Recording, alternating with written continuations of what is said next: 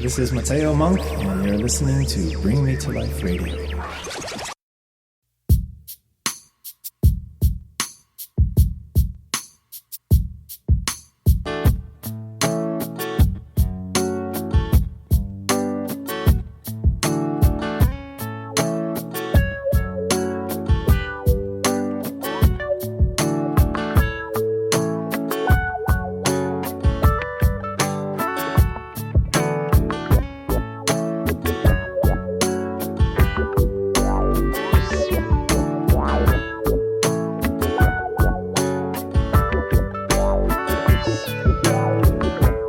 Every day, another tragedy in the news. It makes me say, Lord, the world has really got the blues. It's enough to drive you crazy. No time to lose your mind. The thunder in the distance, it's just the ticking of the hands of time. Just a tombstone crumbling at the end of the material age, slowly succumbing to the wildflowers and sage. A tombstone crumbling, just a relic of a bygone age, slowly succumbing to the wildflowers and sage.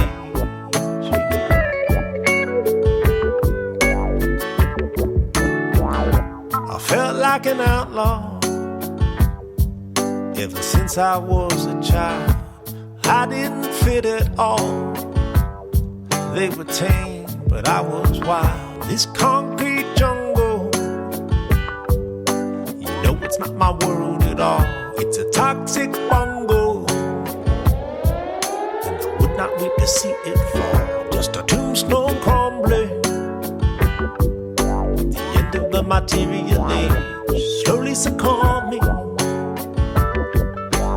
wildflowers and sage. A tombstone crumbling, a relic of a bygone age, slowly succumbing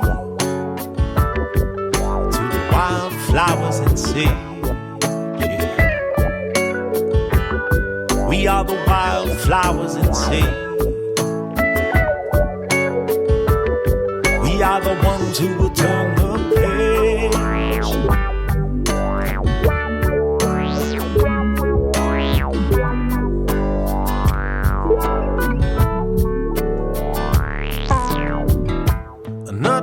Crack for a seed to find its way to the sun. Just step back. It's okay to still have fun. If this world is a prison, we are the flowers growing through the bars. 'Cause we never listened when they said we couldn't reach the stars. Just a tombstone crumbling at the end of the material age, slowly succumbing to the wildflowers and sage. A tombstone crumbling, just a relic of a bygone age, slowly succumbing to the wildflowers and sage. We are the wildflowers and sage. We are the ones who will turn the page.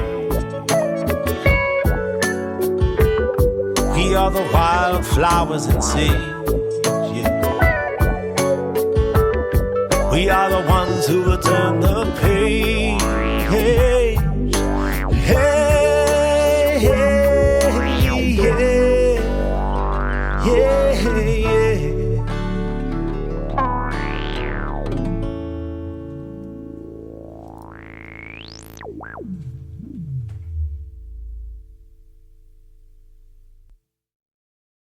That was Mateo Monk, Wildflowers, and Sage.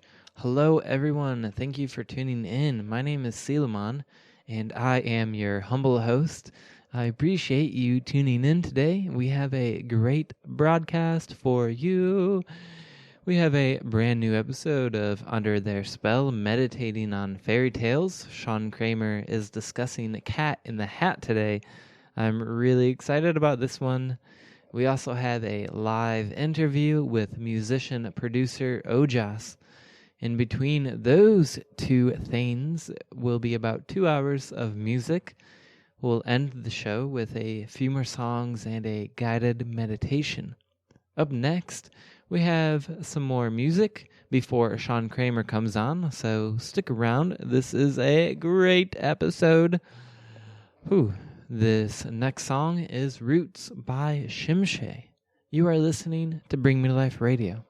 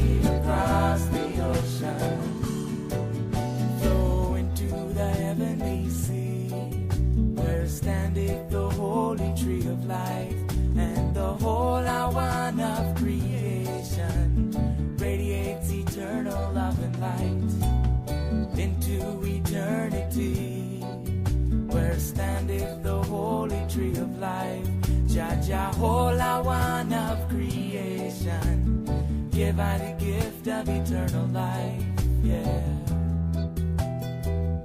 My roots are strong, my heart is open, in the spirit of devotion.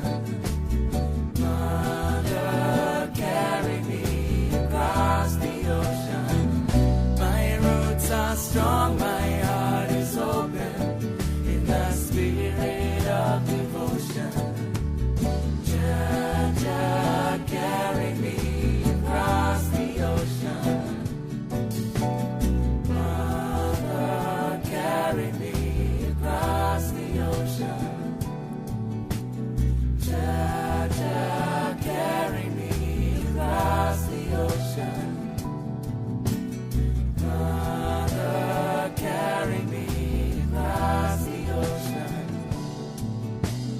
Jah, carry me across the ocean.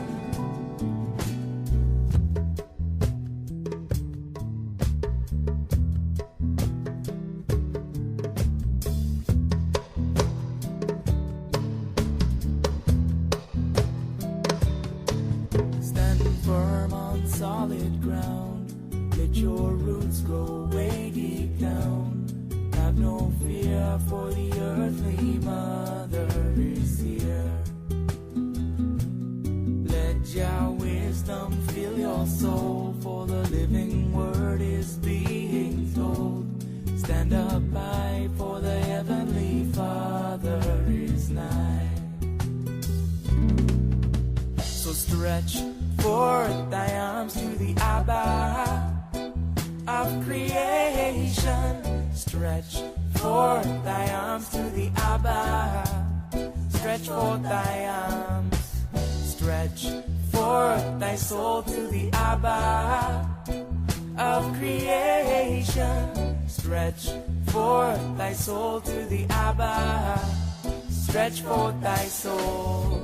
Roots so deep, roots so strong, roots hold on forever, hold on. Roots so deep, roots so strong, roots hold on forever, hold on. Hold on forever. Hold on. Hold on forever. Hold on. Hold on forever. Hold on. Hold on forever. Hold on.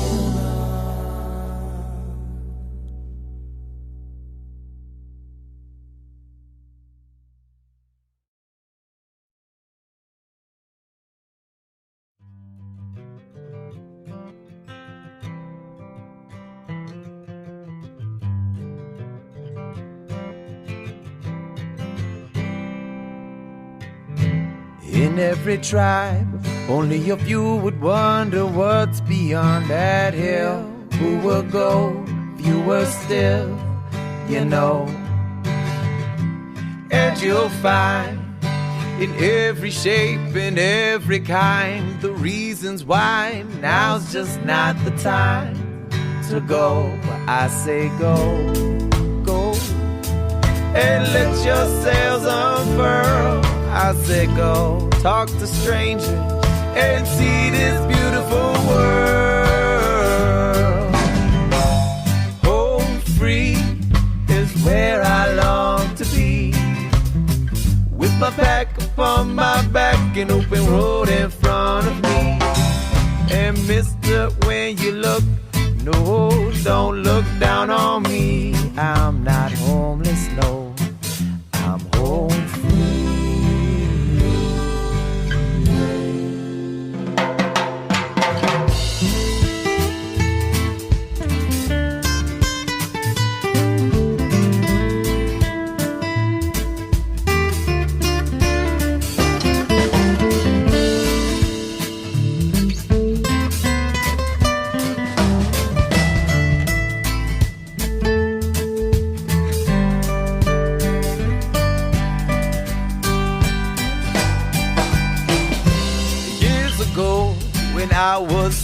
sailing down the coast, I met a man, had a boat in his backyard.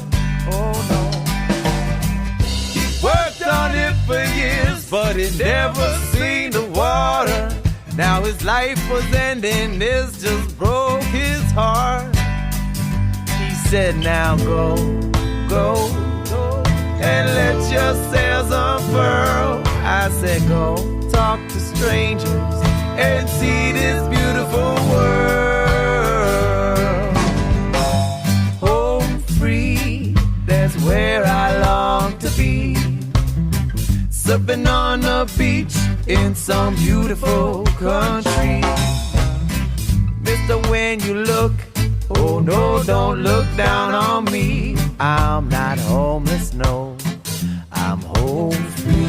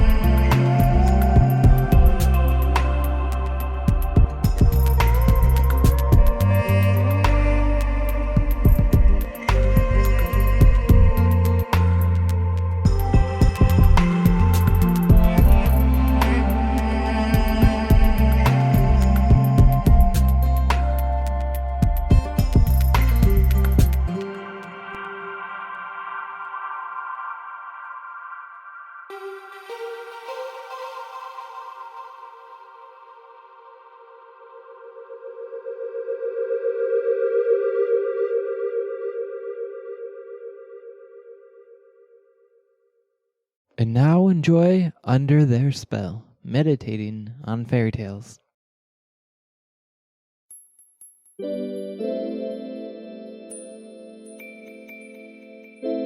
Fairy tales are both stories of transformation and symbolic poetry.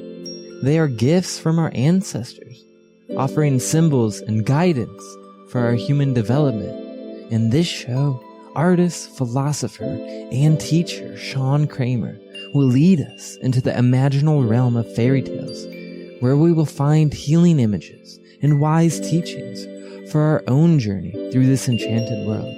So welcome to Under Their Spell, meditating on fairy tales.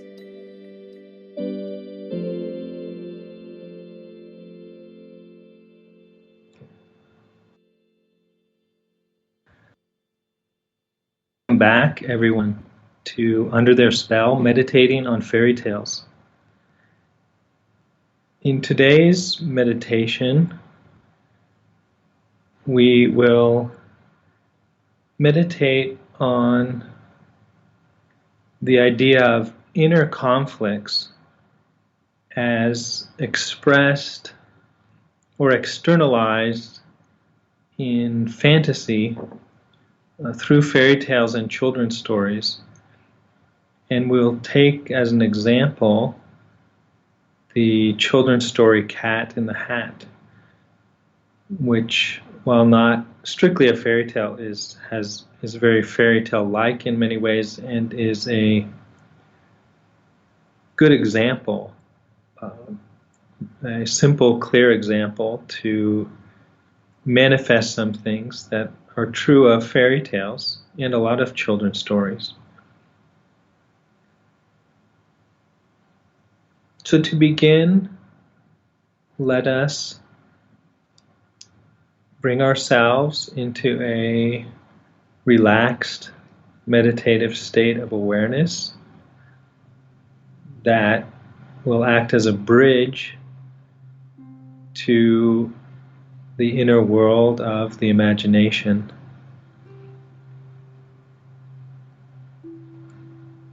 So using your breath,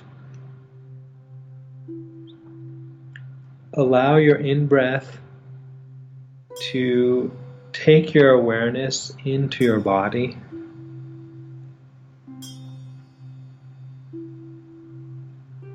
Noticing the state, the energy, the feelings of your body at this moment.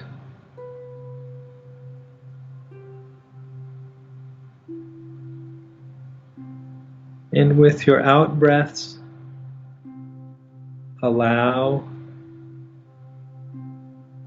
your body to relax, to release and let go of any tensions that you do not need at this time.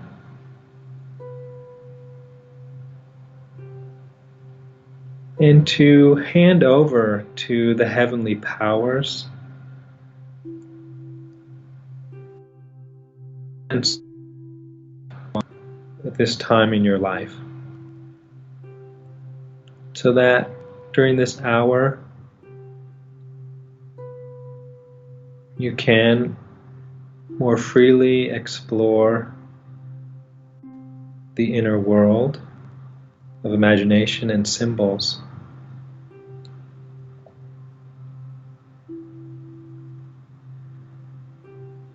And imagine before you a mirror. See yourself reflected in the mirror.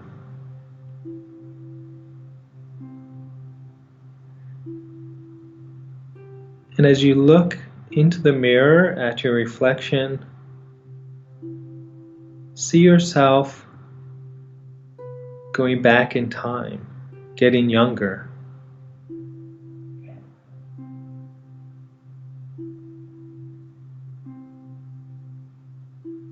You go back, you see yourself as a teen, a youth, and as a child. And as you look in the mirror at yourself as a child, you see a wound. One of the wounds you received, as we all do in our sensitive childhood.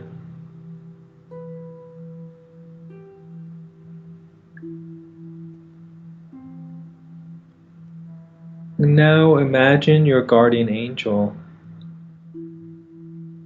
approaching that image of yourself as a child and reaching out with its angelic hand of light and love energy and touching that wound and healing it.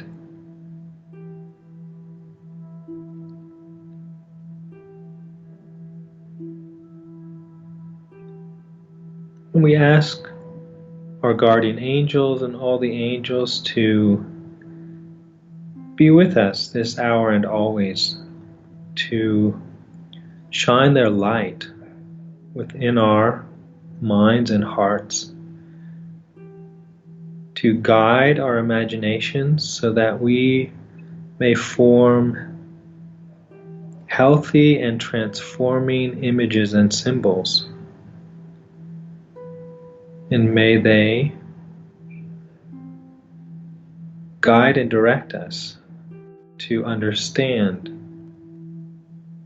the symbols.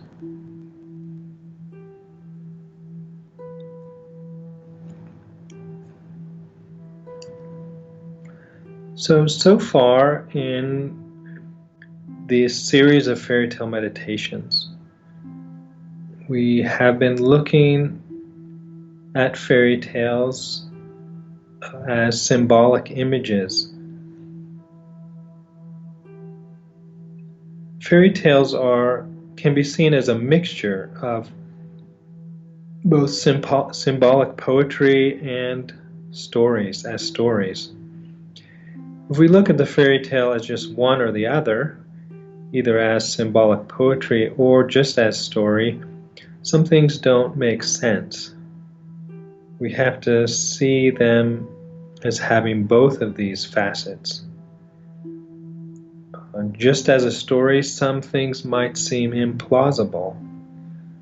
Where did the witch come from in Hansel and Gretel? How did the girl put together her sisters in Fitcher's bird, take their body parts and bring them back to life? The fairy tale doesn't try to explain it because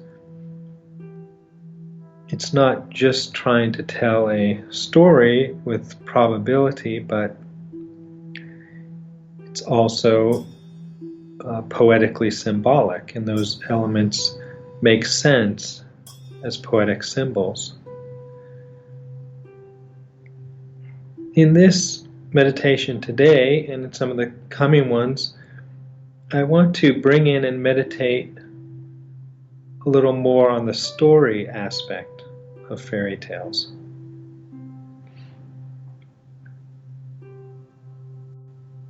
So in the previous ones, in looking at the symbols, we have given some interpretation of some of the symbols. We will continue to do that and try to go even deeper into some of the symbols and how symbolism works.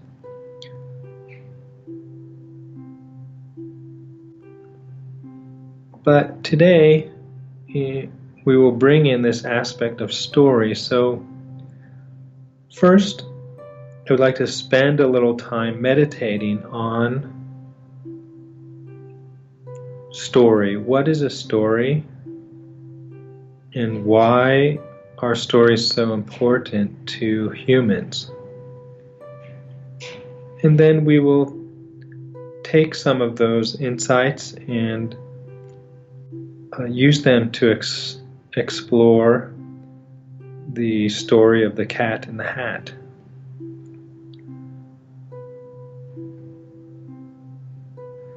So, what is a story?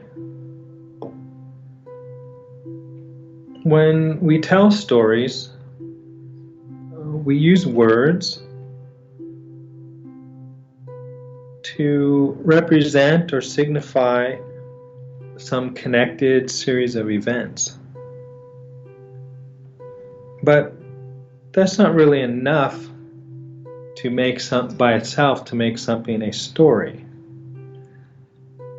I might describe my walk through the woods, that I went for a drive and I parked, got out of my car and went on the path. I walked along the path, saw some oak trees, some pine trees, the snow, and I came back to my car and drove home. That wouldn't really be a story.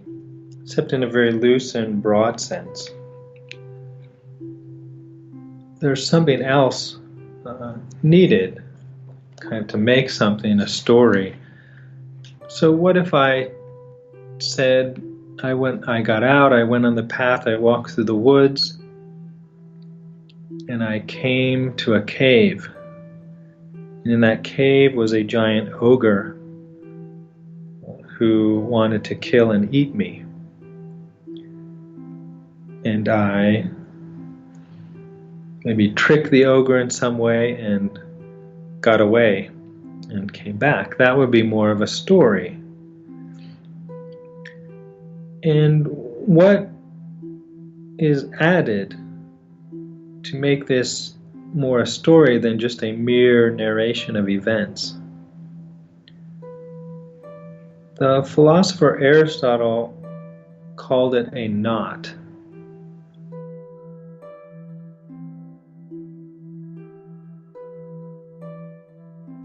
Which the story ties a knot and then unties the knot. And so most stories have two parts. A part where a knot is tied and then a knot is untied. Well, what does he mean by a knot? Well, a knot in a story is a conflict. He's using an image of a rope tied into a knot and then untied as an image for a conflict. A story first ties a knot, that is, it leads you down into some conflict or difficulty, and then it unties the knot or resolves the conflict.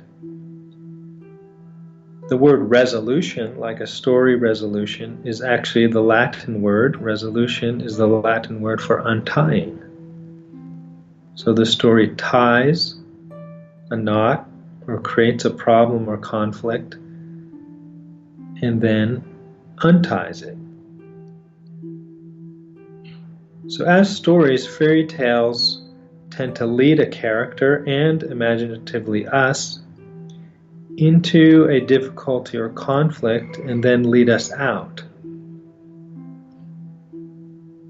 A story could just tie a knot, leading us into a problem and then just stop or end with no resolution, leaving us in a state of hopeless frustration, as some stories do. But fairy tales as stories are intended not merely to express the problems and fears of human life, the difficulties, which they do very well, but they are meant to go further and symbolize also ways of resolving the difficulties and conflicts of human life.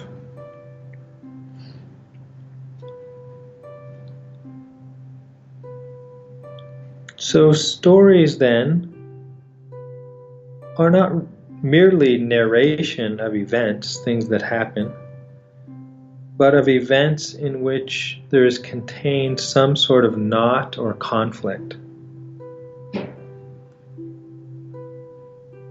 So what is a conflict? What do we mean by conflict? A conflict implies two, sometimes more things in opposition.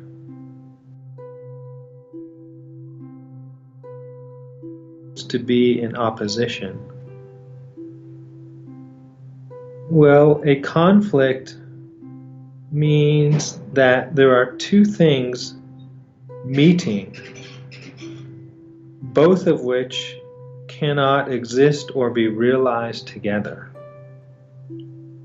So for example, if on my walk in the woods I meet a giant ogre who wants to kill and eat me, and I do not want that, I want to live, to continue my life, then beings are meeting that have opposed desires. both of the desires cannot be realized together. The ogre's desire to kill and eat me, and my desire to live. Both of those can't be together. One of them will cancel out the other. So there's a conflict or opposition. And so when these things in opposition that can't be realized together meet, something has to happen. Either I get killed by the ogre, or I get away and the ogre is frustrated in his desire to kill and eat me. So when things in opposition meet, there is a tension. Something must happen or change in order to resolve or untie this tension or conflict.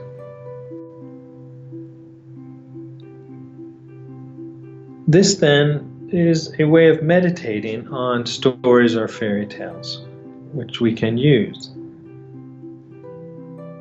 to meditate on what are the things in conflict in the fairy tale or the story. And then how is that conflict resolved? Or to use Aristotel's image, what is the knot in the tale and how is it tied and untied or resolved? So our story for today, The Cat in the Hat, is, I think, an instructive illustration of these ideas of conflict in stories. And particularly, it is a clear example of something that fairy tales do, but maybe isn't obvious at first, which is they take an inner conflict and externalize or express it imaginatively. So let's meditate a little before we jump into Cat in the Hat on this idea of an inner conflict. What do we mean by an inner conflict as opposed to an outer conflict? A struggle, for example, between a man and a bear in the woods would be an outer conflict, a conflict occurring in the outer world. The bear might be struggling to kill and eat the man, and the man is struggling for his life. But as humans, we also undergo inner conflicts, conflicts that occur inside of us, not just in the outer world, but inside of us, which is a very interesting thing. This means that there are things inside of us, our own selves, which we feel as a kind of unity, but things that are in opposition. Things in us that can't both exist or be realized together, which then creates an inner tension, so that one or both of the things in opposition must change. So I might have, for example, two desires inside of me which are in opposition, which cannot both be realized. I might desire to get up an hour early before work and do yoga and meditate. But I might also at the same time desire to sleep another hour. Or I might desire to spend my evening studying, learning something or studying something for school. And at the same time, I might desire to spend the evening, say, watching movies on Netflix. So I will be in an inner conflict. I will have one desire opposing another. If I sleep the extra hour, I will miss the time for yoga and meditation. If I get up and do the yoga, I will not get that extra hour of sleep. Both desires can't be realized together. A married person might desire to be faithful to their partner and might be in a situation where they are attracted by another person. And they can't do both. They can't remain faithful and become sexually involved with another person. One of those desires will be realized and the other will not. And this is an especially human thing, this idea of inner conflicts. It's not seen so much in animals. When I was working on a ranch in Colorado, I was working with the cows, and if I wanted them to follow me, I took a bucket of these pellets that they love to eat and would just shake it and they would come running. If they were hungry and the food was in front of them, they would eat it. I had to be careful, because if they got too close, they would just knock me down and trample me and to eat the food. I never saw the cows deliberating about whether they needed to diet or whether they were eating too much. If they were hungry and the food was there, they ate it until they weren't hungry anymore, or until there was a fence between them and the food. Whereas humans have a lot of inner conflicts around food. What kind of food to eat, when to eat, whether they need to diet. I'm not aware of animals fasting. Sometimes animals are sick and their body makes them not hungry and they don't eat. But being healthy and hungry and deciding not to eat when you have food available, that seems to be an especially human thing. And that shows us something special about humans. So inner conflicts are uniquely or especially human, and we might wonder why that is. And we will come back to that, and maybe this story will help us. But there are many kinds of inner conflicts, and there's one that this story Cat in the Hat is about. Sometimes it's described as a conflict between our inner child and our inner parent. As children grow up, they have their spontaneous desires and fears and inclinations, kind of instincts, but they also experience their parents who sometimes tell them and guide or command them to do things that go against their inclinations. And as we grow up, we internalize the voice and the morals, you might say, of the parents, and that becomes an inner voice within us. So we can have these inner conversations even as we're older. So maybe we're a college student and there's a voice in us that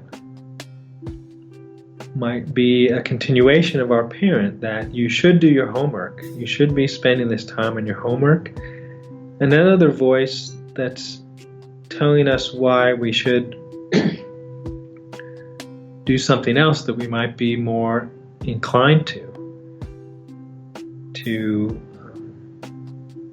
play a game or go out with friends. So there develops within us as we grow that inner child voice and the inner parent voice.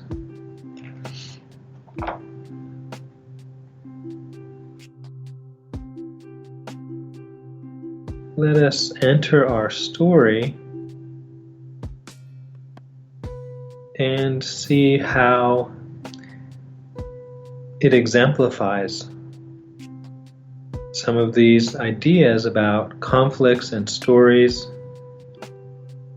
and inner human conflicts. And I think that's a lot of the attraction of this story, along with the poetry and imagery, is how well and clearly it imagines for children their inner world. So the story begins, there's a picture of two children sitting by a window on a rainy day. And it says, "The sun did not shine, it was too wet to play, so we sat in the house all that cold, cold, wet day.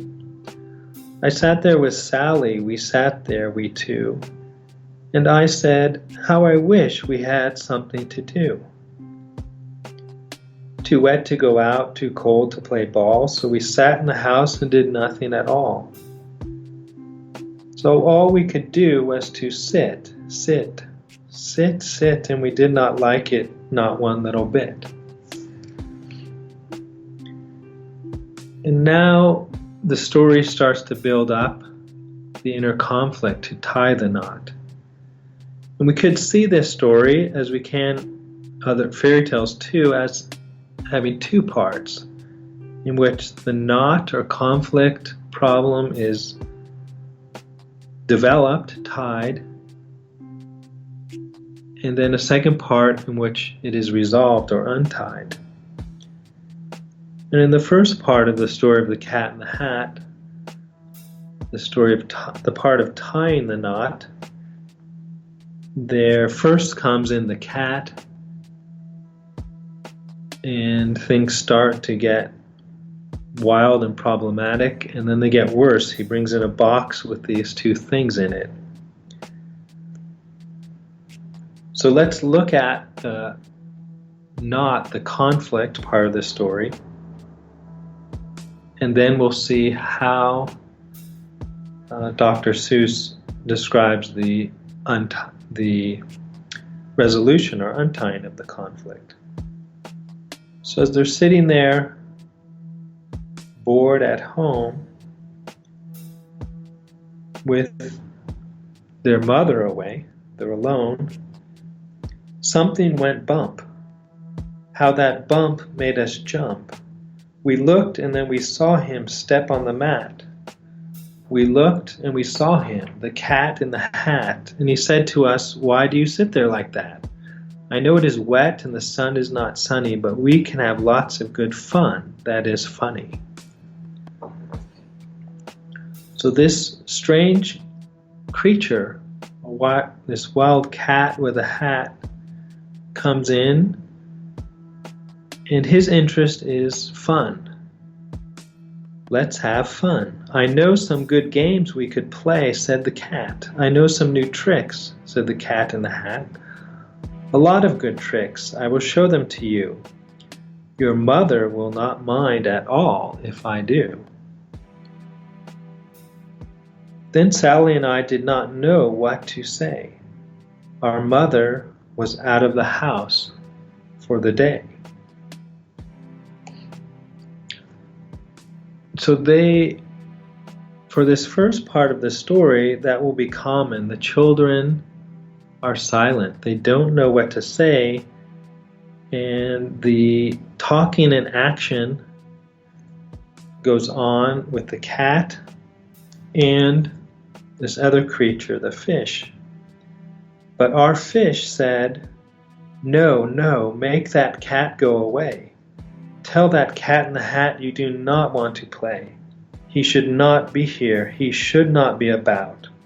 He should not be here when your mother is out."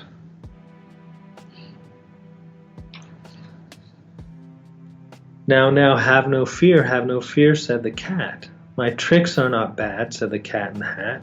"Why, we can have lots of good fun if you wish with a game that I call Up, Up, Up with a Fish." So the cat starts to juggle the fish in the bowl, and he keeps adding other things and getting more wild and crazy with his juggling, picking up books and toys. Then he jumps on top of a ball while he's juggling. And the cat is having lots of fun. The fish is quite distressed and terrified. Finally, the cat falls down. The cat falls on his head. He comes down with a bump from there up on the ball. And Sally and I, we saw all the things fall. And our fish came down too. He fell into a pot and he said, "Do I like this game?" said our fish as he lit. "No, I do not like it, not one little bit." "Now look what you did," said the fish to the cat. "Now look at this house. Look at this, look at that. You sank our toy ship, sank it deep in the cake. You shook up our house and you bent our new rake. You should not be here when our mother is not. You get out of this house," said the fish in the pot. So what is happening here? There's a clear conflict between the fish and the cat. And if we use the image of the inner parent and the inner child, it's very clear, and Dr. Seuss is describing with very fitting symbolism the voices within the child, the inner child and the inner parent. The cat is the inner child, the inclination to play, to have fun. And the fish is externalizing the voice in their head that they have begun to internalize of their mother. What would our mother think? So the fish is expressing their imagination, the inner voice of their mother. They should not be making a mess, going wild, juggling.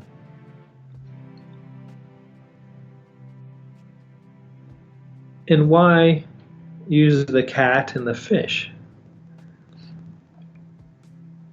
Well, the cat, there are a number of reasons. For one, the cat is a warm-blooded animal and the fish is cold-blooded. So the cat is this inclination to play. Cats are wild, roaming. They also have cultural associations with have repressed powers, darkness, witches, magic, things repressed by society. The fish is also with roaming movement of the cat. He is smaller and more dependent. He needs the children to help him and listen to him, so that in the child, the voice of the parent is being internalized, but they have this, their own immediate impulses, instincts, and inclinations. So the fish, with its confined, kind of more ordered, bounded, predictable existence, is the image of the directions of the parent. In some ways, we might say reason, versus the warm-blooded, impulsive, exploratory inner child impulse, emotion. But now things even get more troublesome. The cat says he wants to introduce them to another game, and he brings in a box. Then the cat ran out, and then fast as a fox, the cat in the hat came back in with a box, a big red wood box. It was shut with a hook. "Now look at this trick," said the cat. "Take a look." Something that is shut up in a box, but now is going to be released. And he got up on top with the tip of his hat. "I call this game fun in a box," said the cat. "In this box are two things, and I will show to you now. You will like these two things," said the cat with a bow. "I will pick up the hook. You will see something new. Two things, and I call them thing one and thing two. These things will not bite you. They want to have fun." Then out of the box came thing two and thing one. And they ran to us fast. They said, "How do you do? Would you like to shake hands with thing one and thing two?" And Sally and I did not know what to do. So we had to shake hands with thing one and thing two. We shook their two hands, but our fish said, "No, no, those things should not be in this house. Make them go. They should not be here when your mother is not. Put them out," said the fish in the pot.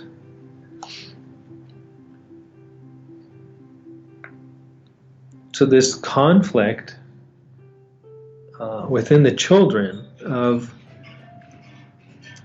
wanting to be playful and get more carried away and wild and messy in their play,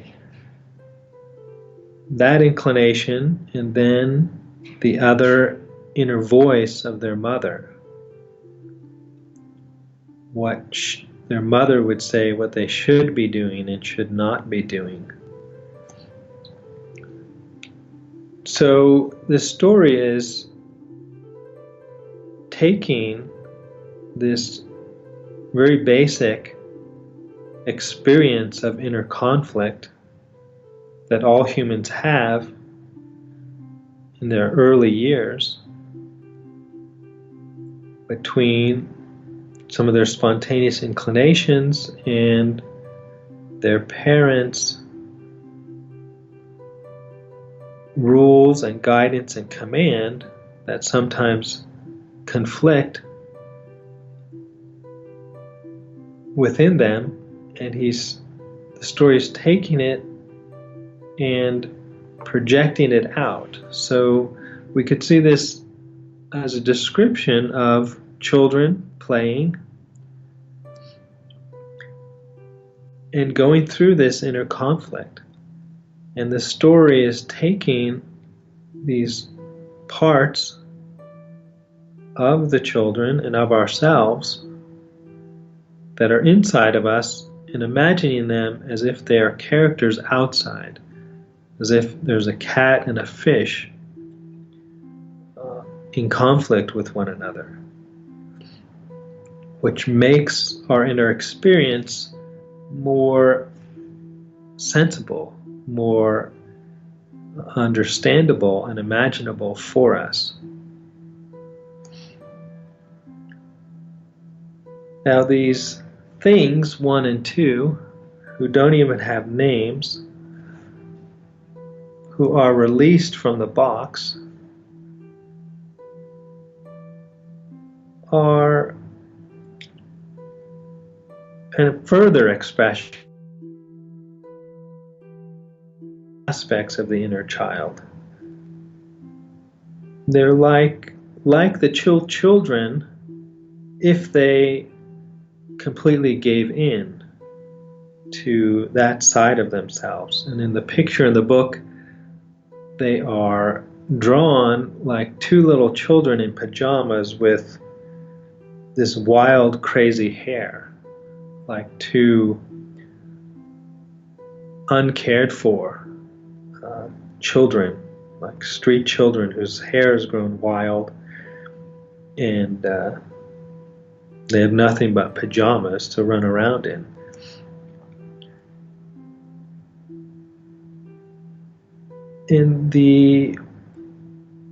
Another way of looking at this, what's happening here in this story, is to use some words that are attributed but incorrectly to Sigmund Freud, the distinction between the id, ego, and superego. Sigmund Freud didn't use those words. Those are Latin words, which the American translators put in apparently to make Freud sound more scientific. But Freud himself said clearly that it's better he thought in psychology to use ordinary language, not use technical or foreign words, such as Latin words as they did. And he used ordinary, he was writing in German, but he used ordinary words instead of what they put as id, ego, and superego. He used the words it, which is what id means in Latin. It, ego he used the German for I or me. And for superego, he said upper me. So he used the terms it, me, and upper me, or we might say sometimes in English, my higher self. And he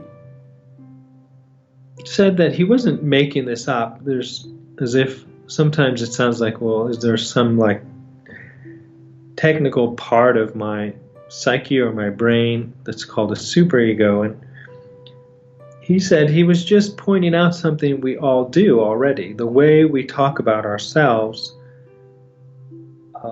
as having different parts. So some things we talk about that are actually ourselves, but we talk about it as if it's an it, like it made me do it. My anger or my lust made me do this, or my inner demon. Ourselves, aspects of ourselves, but we talk about them as if there's an it that is doing things to us or driving us. And then we refer to other parts of ourselves as our upper self, the upper me or my higher self, my ideals, my ideal for myself and my better life, and then these other parts, that inclinations that go against that.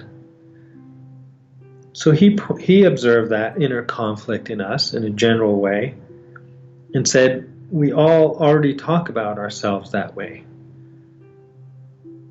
as if there's an it, or a whole group of things that we refer to as it, and there's kind of me in the middle, and then there's my upper me, or higher self.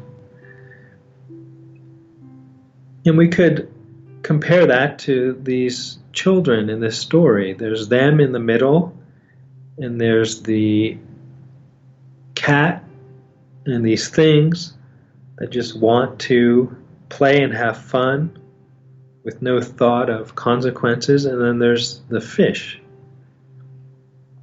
as this upper me, this higher self or superego.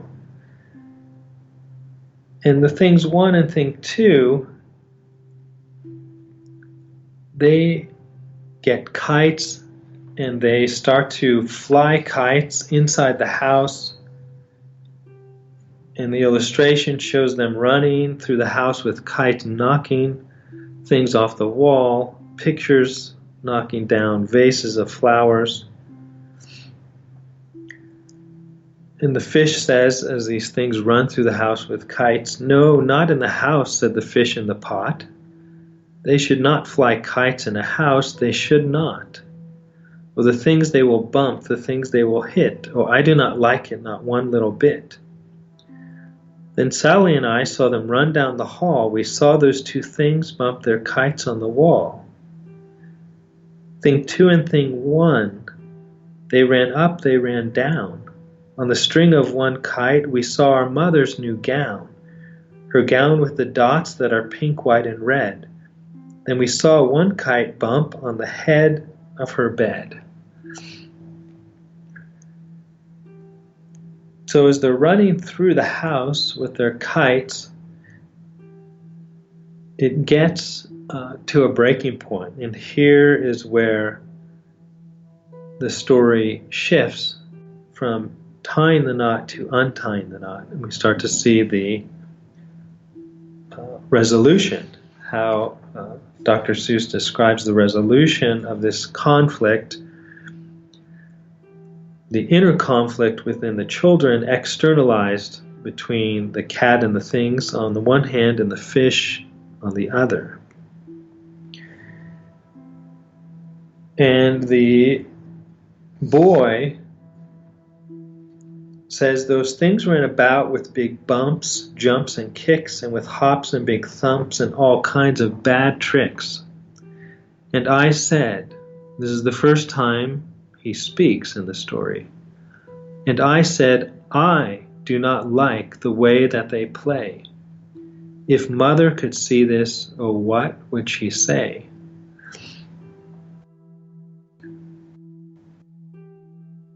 The story now takes the turning point with the boy voicing for himself. Before he said, I did not know what to say. My sister and I didn't know what to say. We didn't know what to do, and they're just observing this interplay going on. Now he speaks up for himself. We saw that in the Goose Girl, that if you remember, the Goose Girl was in this problem until she could tell her story in the stove. She finally spoke for herself. And what leads him to finally speak up? That it's gone too far. He himself does not want this wild play to go on. It's when the things bring out on their kite their mother's dress, one kite, and the other one hits the kite on the head of her bed. There the boy says, I do not like this anymore. And that's interesting. It's they're playing, they're exploring, and it starts to get in an area where that makes them uncomfortable. This is going too far. Symbolized by the mother's dress and her bed. So they're little children, and in their exploration, they're starting to meet these adult things of gender and sexuality. and they feel in themselves that this is going too far. And that's true. Sexuality is something for it's can be very harmful and destructive for literal or psychological children. So the boy now speaks for himself and says, I do not like this, and what would mother say? And he runs and catches the things in a net and asks them to leave. And the fish says, that is good. The cat has gone away, yes, but your mother will come. She will find this big mess. There's still a mess in the house. And this mess is so big and so deep and so tall, we cannot pick it up. There is no way at all. But then, who was back in the house? Why, the cat. Have no fear of this mess, said the cat in the hat. I always pick up all my playthings, and so I will show you another good trick that I know. And the cat drives in with this crazy machine with all these arms and picks up everything in the house and leaves. So there he's describing a kind of resolution of the conflict, that the children have internalized a message of their parents about going too far in their play. They see for themselves, it's not just a voice in their head, what would mother think, but finally they get some insight into it for themselves.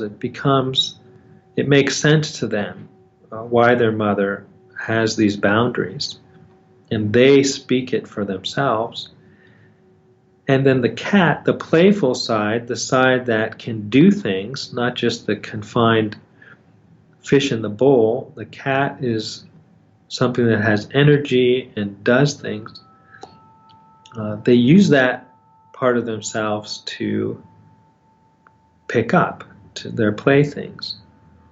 So there's a certain harmonizing of this conflict. They have internalized and accepted with their own insight something that their mother has told them from outside, and they've used their energy to pick up, to clean up. She said to us too, did you have any fun? Tell me, what did you do? And Sally and I did not know what to say. Should we tell her the things that went on there that day? Should we tell her about it? Now what should we do? Well, what would you do if your mother asked you? And there, Dr. Seuss ends the story with that question. There's still some of that conflict left. What should you do, and what do you want to do?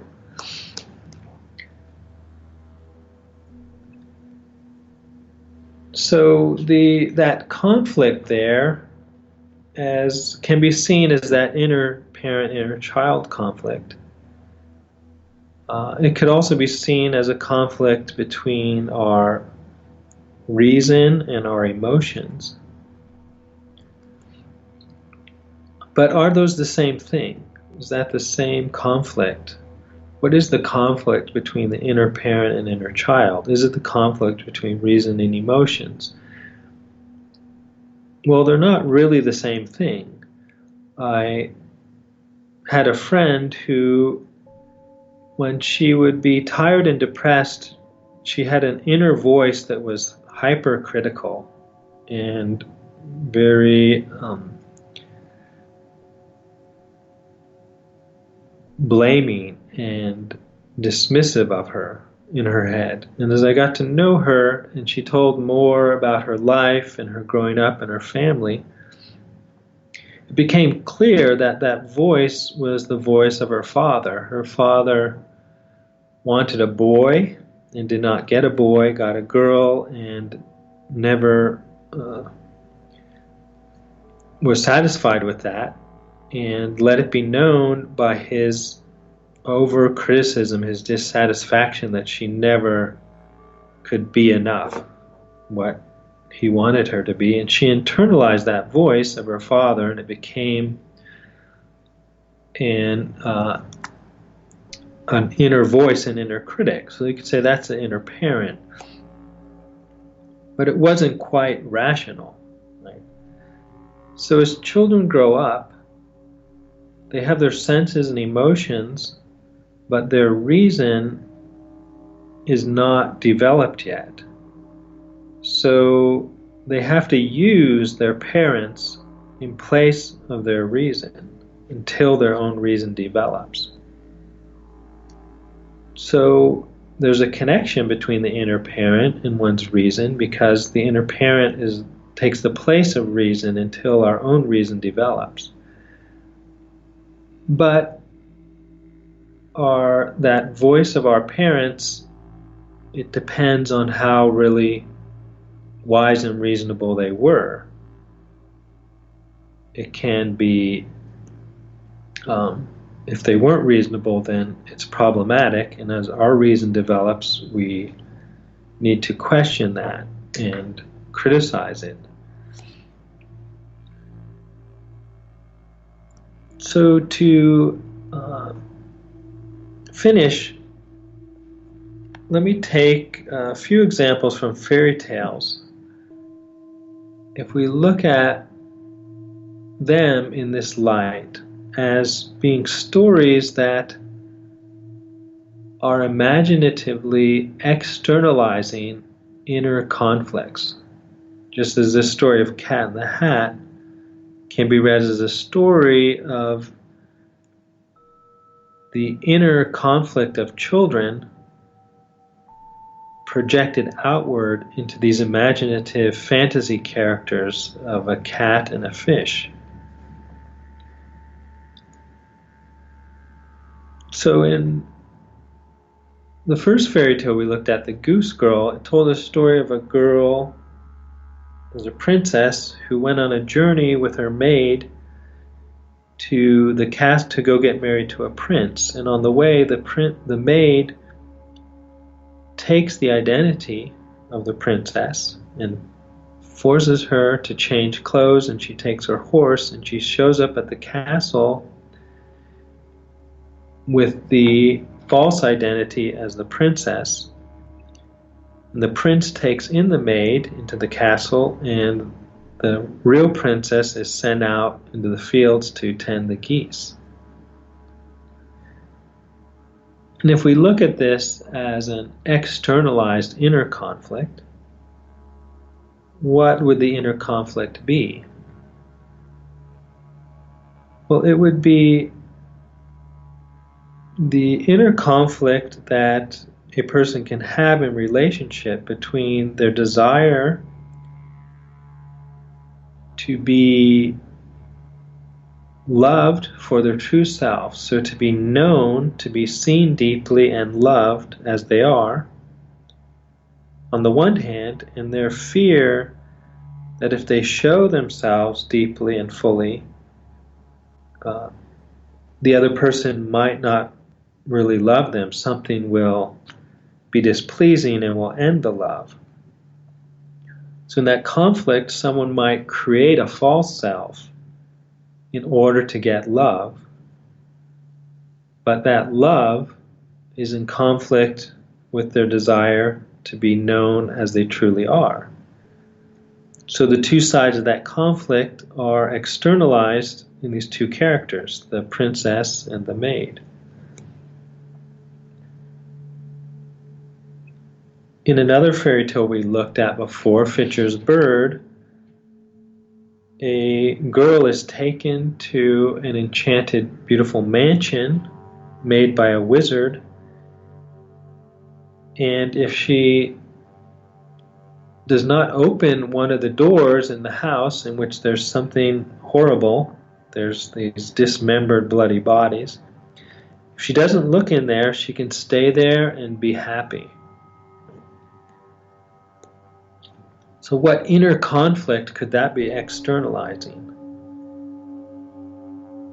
Well, the conflict between the desire to have inner peace by dissociating or avoiding some part of ourselves that is hurt, traumatized, some unpleasant emotion or memory on the one hand, and our desire to grow on the other.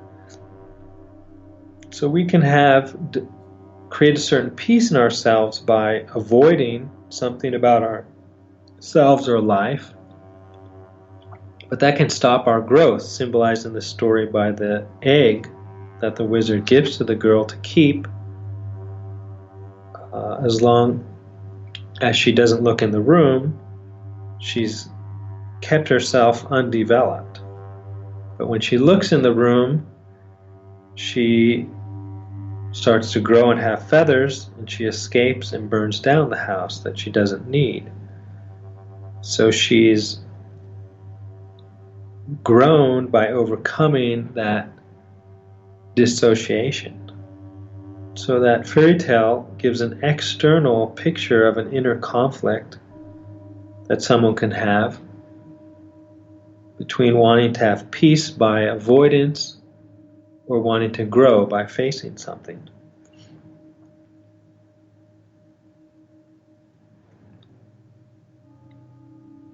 Telling then stories and listening to stories is a properly human activity.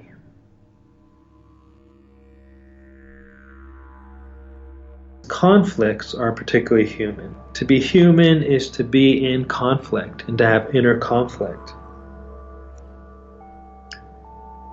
When a sensing, instinctual animal develops a higher awareness, an ability to see causes and consequences, then there arise inner conflicts between our more limited instincts and sense desires and our broader awareness of consequences of our behaviors, of seeing more broadly than the immediate present in our immediate search for pleasure. Something might strike our senses and emotions as pleasurable, eating all this dessert, but there's another part of ourselves that humans had developed, this awareness, vaster awareness of things, extensions of time and causality, and we see the effects maybe that eating this will have in the future. And so we have an inner conflict, and that is part of being a human, being an animal, sensing animal who has developed a higher awareness at the same time. And this inner world of being a human is difficult to understand and to grasp, and so we imagine it. We give these inner parts of ourselves that are in conflict symbolic reality in our fantasy and make images of them, of their conflict and of ways to resolve them. We do this very naturally, spontaneously in our dreams. Throughout the day we're doing this in our fantasy and our inner conversations. But fairy tales and good stories help children and all of us to do this better, do this very human thing of imagining and working through these inner conflicts. So we can be very grateful and make use of these great stories and fairy tales to help us in that.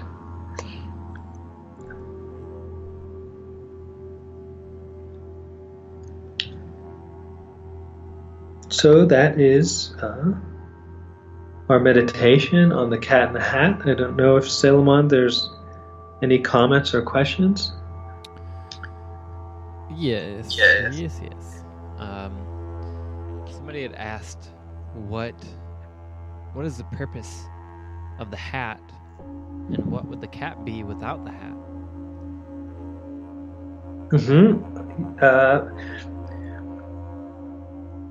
I think, to me, it's to show that it's a fantasy. It helps see the cat as symbolic, and also the playfulness and strangeness of the cat. There's also in this story, to me,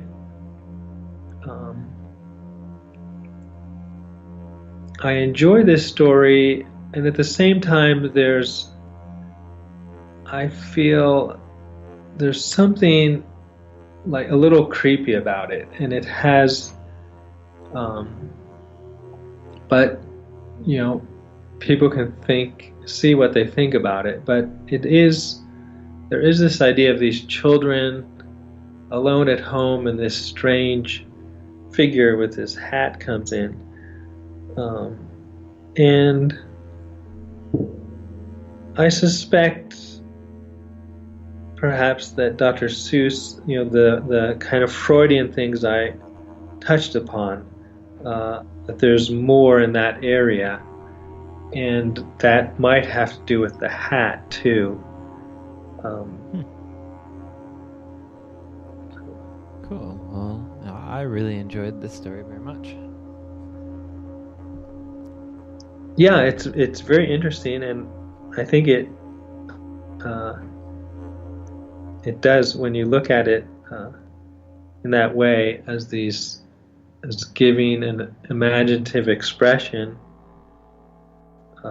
for children of what is happening inside of them. I think it makes a lot of sense. Mm-hmm.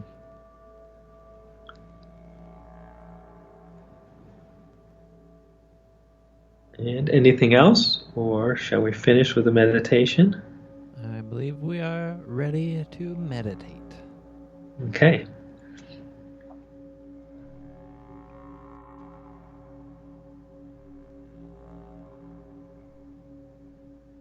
So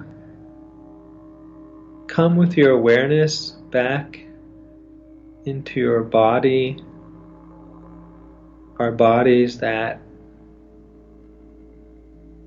carry so much information, guidance, wisdom in the very molecules, structure, nature, inner powers and growth of our bodies.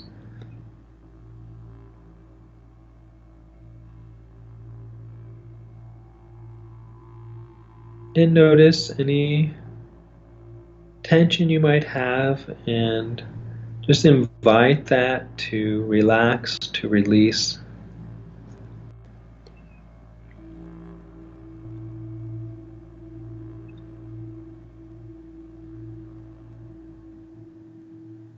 And open your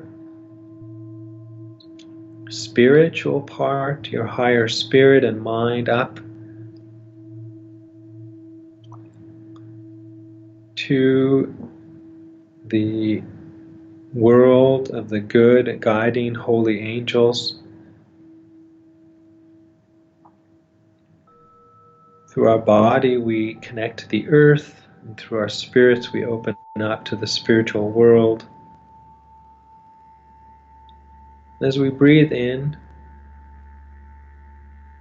bring those two together, the energy of the earth coming up through our feet, and the spiritual energy of the angels and the divine coming through our minds, our heads, and uniting heaven and earth within our hearts.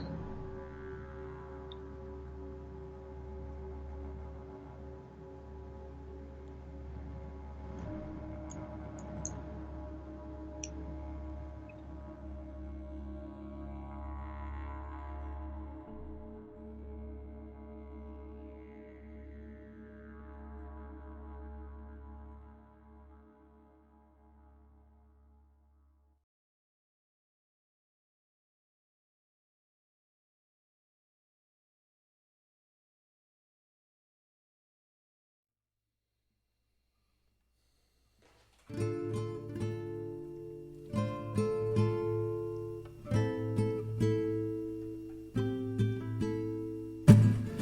up this morning with a really good feeling. Something magical and great's about to happen. This is the day, yeah, that we'll remember forever. Anything is possible, getting better and better, yeah. Feeling strong, feeling healthy and grateful. Sipping coffee, having talks with Creator. Singing praise for the blessings in the universe. Giving love to my beautiful Mother Earth. Dying every night and waking up to rebirth. It's your birthday, what you wanna do first? Sip some agua and satisfy your deep thirst. Greet the sun, wondering what I'm really worth. Can this body mind merge with the space and time? Heard that the mold guys are moving our timelines into something that's a bit more harmonious. Right now is a big metamorphosis. Copacan and a half metamorphosis. Walking on the planet from the stars and the oceans. Just keep your eyes peeled, pineals getting healed. This is time that the secrets get revealed. Woke up this morning with a really good feeling. Something magical and great's about to happen. This is the day that we'll remember forever. Anything is possible, getting better and better. Feeling good, feeling love, feeling beautiful. Feeling wind on the back of an eagle. Big spirit guiding us to a people. Standing up strong and tall like a tippy pole. Expecting miracles, magical visuals. Passion, the planet, one family, all equals. Healing waters and the medicine of knowledge. New sunlight with extra wattage. How I love you and all your pretty perfumes. All we wanna do is play you some good tunes. That's the best we express our gratitude. And it's intentional, so let it all be possible. Pass the ball, y'all, let the prayer snowball. Till this whole reggae-dicky paradigm falls. What goes up always evolves. And revolves involves all your in-laws. All our relatives from minerals to mammoths. We're the planets, so plant some plants, kid. Didn't plan it, but it's still gonna happen. That's the satisfaction of attraction. There's some laws to a cause and affection. Positive reference, powerful reverence. And you don't get a break for 1 second. Magnetic, forever connected.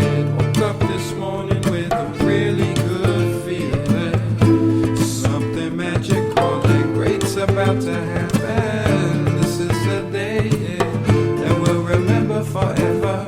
Anything is possible, get better and better. Yeah, yeah, yeah. Yeah, yeah, yeah, yeah, yeah,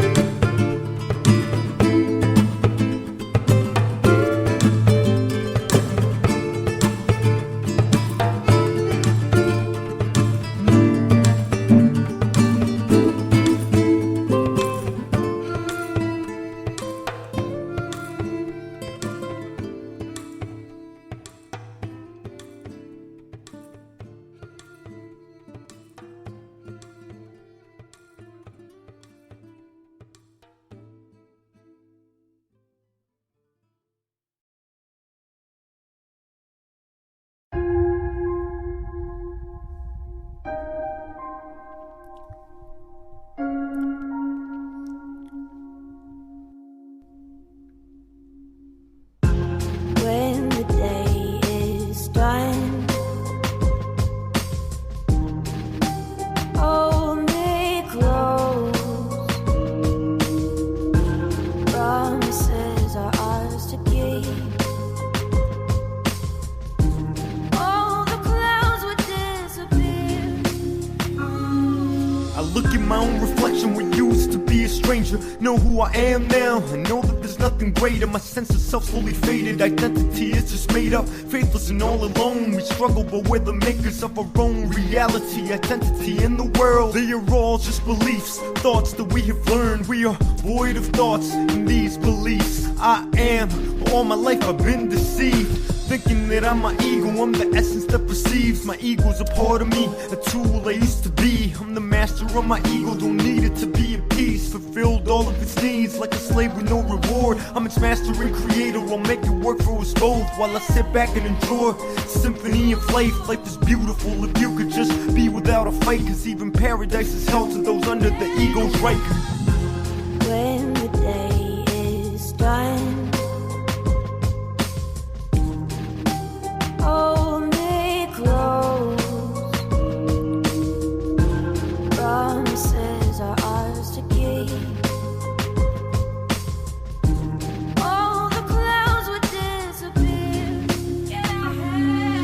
funny because Nirvana's a little bit schizophrenic. My ego is not me, but it serves a purpose. I live with it, I embrace it, perfected just like my body. I'm boundless just like a swami. It finally dawned on me, but my boundless nature lives within my physical temple. I don't need it to exist, but it's a beautiful memento of infinity's divinity. The rest within us all, what once was a robot can awaken to a god if you live the moment and be it, accepted and evolve. I am independent of all of my thoughts. I struggle deep in the dark, chasing things for the sake of it. I am, but my mind resisted, evaded, it didn't want to let go of the delusion I called me. Kept on meditating till the witness to it all breathed. I am the witness, infinity itself, delusional to all till divinity is felt. When the day is done, hold me close. Promises are ours to keep. All the clouds would disappear. Who can say where the road will go as the world goes round and round? Wipe away your tears, baby. I am home.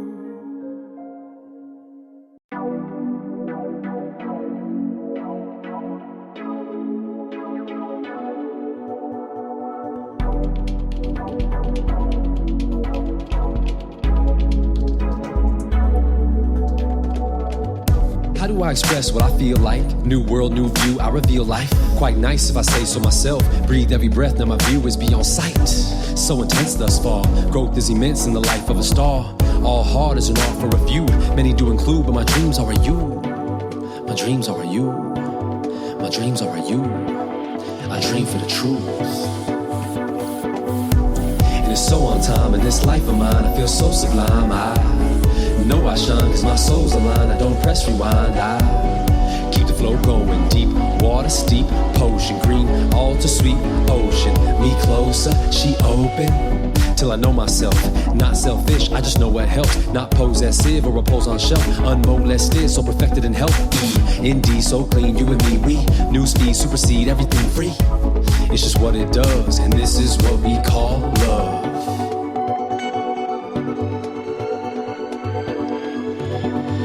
This is what we call love. A little thing called love. Just a little thing called love. A little thing called love. I'm feeling it, I'm feeling it.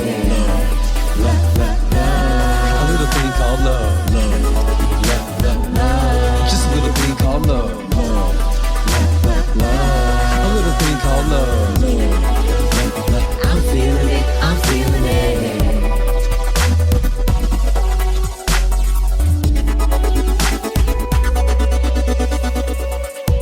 Who'd have known it was like that? Full-fledged new page on the right track. When you wanna bite first, but she bite back. Heart so open, matured with a mind that, yeah, it's a blessing indeed. Live from a force that makes living unique. Nothing to force, passion increase. No point to sleep when we live in our dreams. It's alright, in her eyes I reside. It's called life, in her heart I recline. All tight, all in the rain or the ride. She shine bright, it's our life, and we live it up. No conditions, just make it a loving cup. Recondition what we thought was. This is what we call love.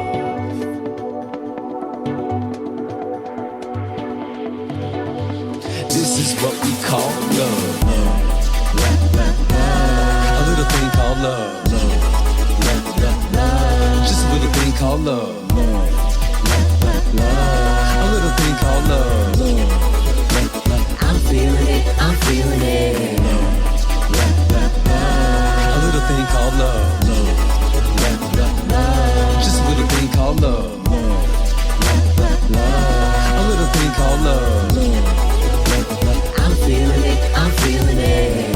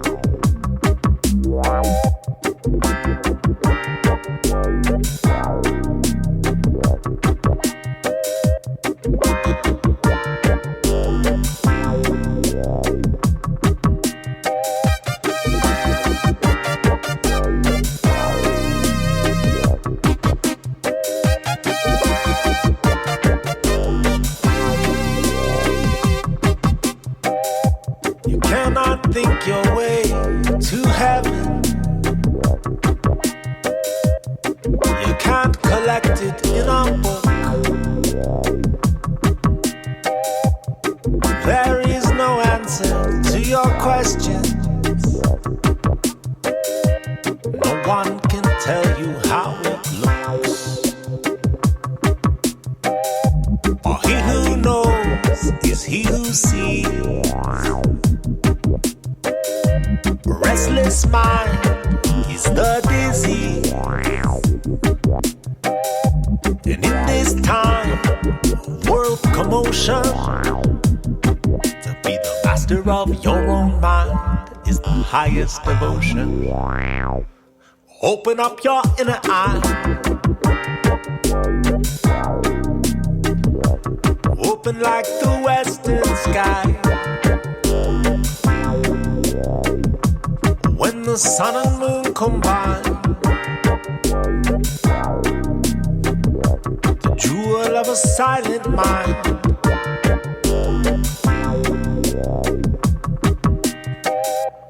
Stir up the pond and you muddy the water. Let it settle down before you have a taste. Then you can see all the way to the bottom. And the reflections of the heavens shining upon its face. But some of them, they stumble like the blind. Even though their eyes are fine. Because without this inner light, even in the noonday sun is an endless night. Open up your inner eye. Open like the western sky. When the sun and moon combine, the jewel of a silent mind. Open up your inner eye. It's the jewel of a silent mind.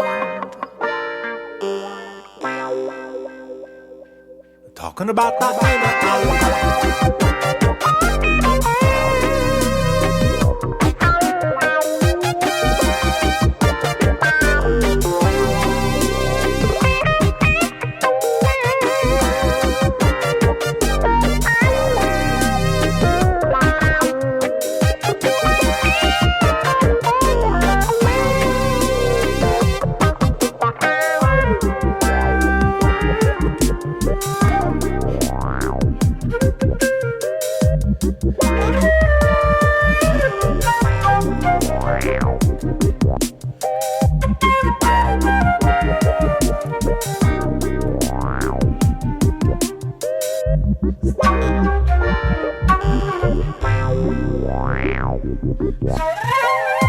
Some of them, they stumble like the blind. Even though their eyes are fine. Because without this inner light, even in the noonday sun is an endless night. Open up your inner eye. Open like the western sky. When the sun and moon combine, the jewel of a silent mind. Open up your inner eye. The jewel of a silent mind. talking about your inner eye. It's the jewel of a silent mind.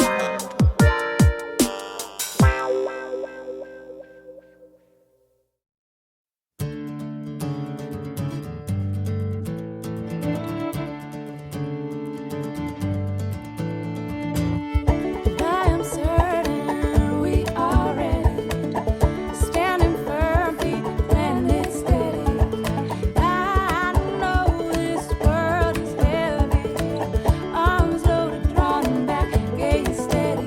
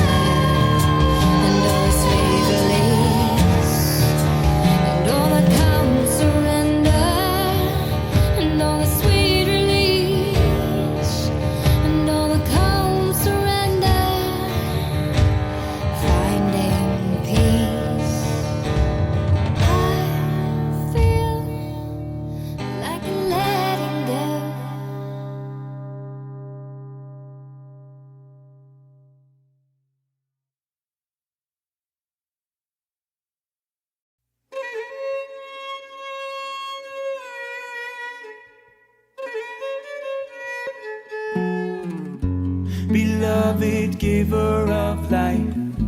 You are the soul, surrounds the sight and sound, all borders of mind. You are the space beyond all time.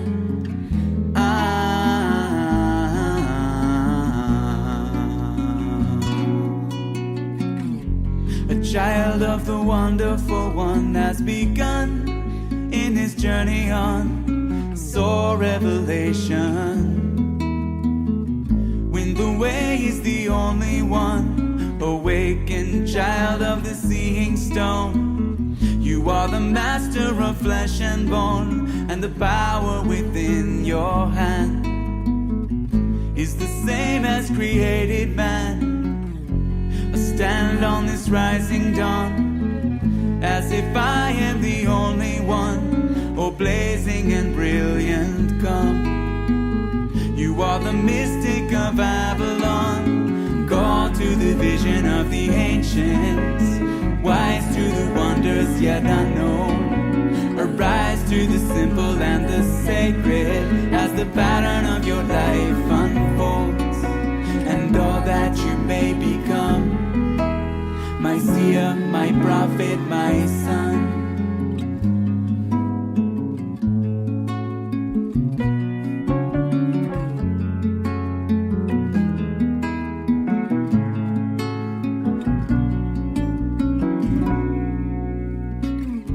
Now time on its turning hinge, unfolding back on itself again, arrives on a wave of light, and forward on its eternal flight.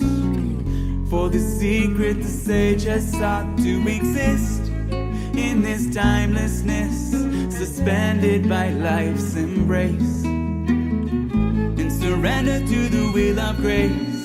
For when we have risen above and awaken to the fullness of the power at life's command, and the force running through our hands, to call to the vision of the ancients, wise to the wonders yet unknown. Arise to the simple and the sacred as the pattern of your life unfolds, and all that you may become.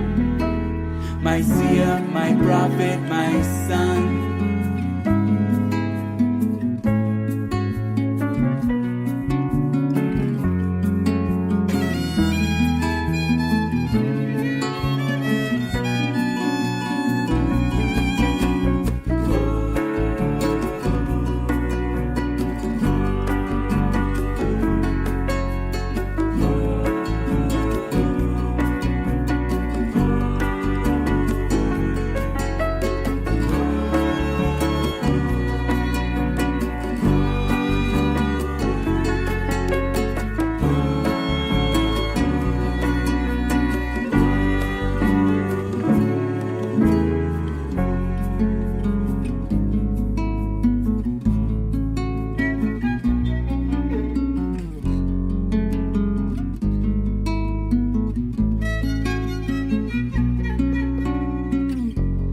Child of the wonderful one has begun in this journey on soul revelation.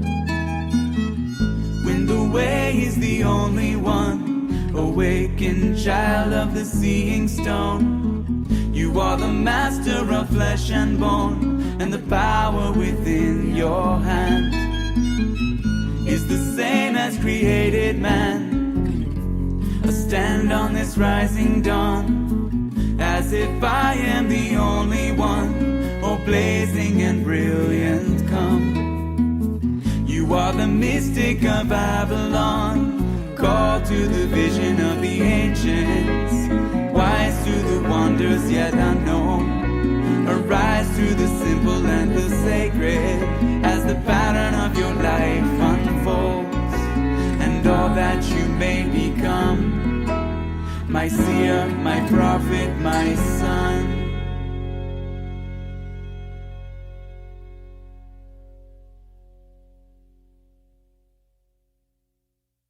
This is Lainey Sullivan of Lobo Merino, and you're listening to Bring Me to Life Radio.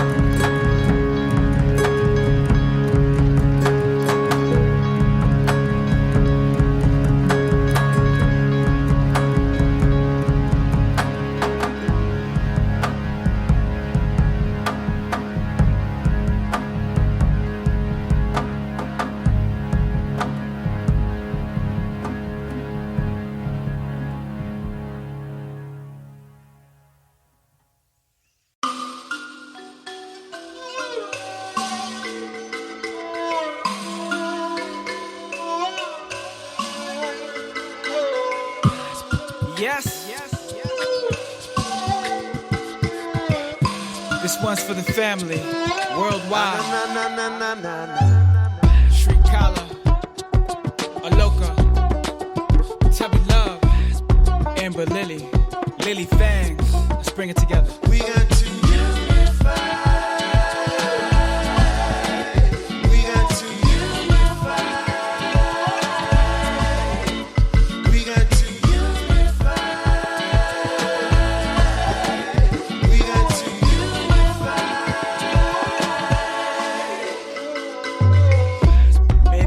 sticks, one drum. Ra-pa-pum-pum. Feel the fire dance. Heal the ocean. In the air we breathe. Feel it everywhere. Fill your vacancy. Now you're a billionaire. Stop playing on the outskirts, show 'em how your mouth work. Bearing it all, yeah, doing it without shirt. See the marks on my lineage, they dark colored melanin, they walk with the elephant. We all for the remnants, we all for the message. If we talk, then we get it in. All my people on the arm with the blessings, on and on to the next thing, cause we got to unify.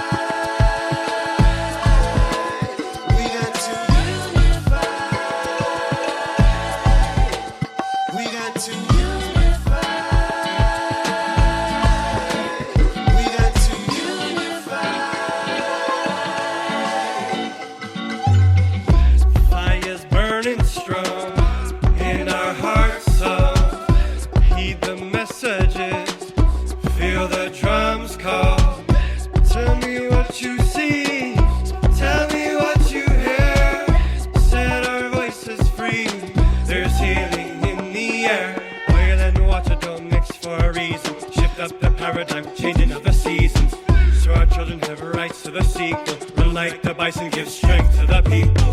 The web of life not separate from man. Unified tribes are reclaiming the land. Rise and awaken, this is our stand. Holding the torch and extending our hand. We got to unify. We got to unify.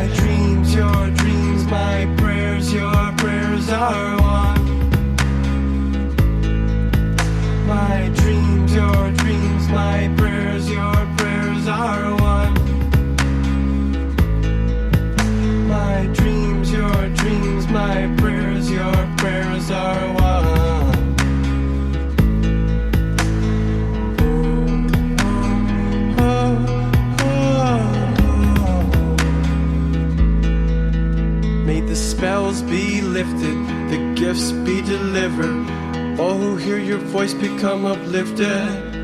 May the shift be swift and the arrow specific, pointed at North Stars for the love of the mystic, resting on shores on the side of Pacific, breached like whales, like veils that are thinning. The one win is when we all are winning, and this exists, it is not distant. It is not distant. it is not distant. You and I are made from the same source. You and I serve the same force. You and I are made from the same source. You and I serve the same force. You and I are made from the same source. You and I serve the same force. You and I are made from the same source. You and I serve the same force. My dreams, your dreams, my prayers, your prayers are one. My dreams, your dreams, my prayers, your prayers are one. My dreams, your dreams, my prayers, your prayers are one. It is not distant.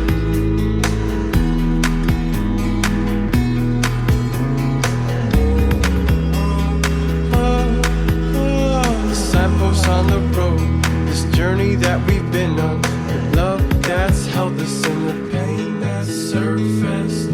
Keep that North Star, stay on purpose. Put our work in and it's all worth it. After storms come rainbows, faith renewed in the dawn. Broken hearts turn to states of calm. Invited on the best drive, I'll meet you on the other side. In a field beyond right and wrong, where harmony is our song, unity is our call. We are strong, we are strong. You and I are made from the same source. You and I serve the same force. You and I are made from the same source. You and I serve the same force. You and I are made from the same source. You and I serve the same force. You and I are made from the same source. You and I serve the same force. My dreams, your dreams, my prayers, your prayers are one. My dreams, your dreams, my prayers, your prayers are one. My dreams, your dreams, my prayers, your prayers are one. Serve the same force. You and I are made from the same source. You and I serve the same force. Oh, it is not distant.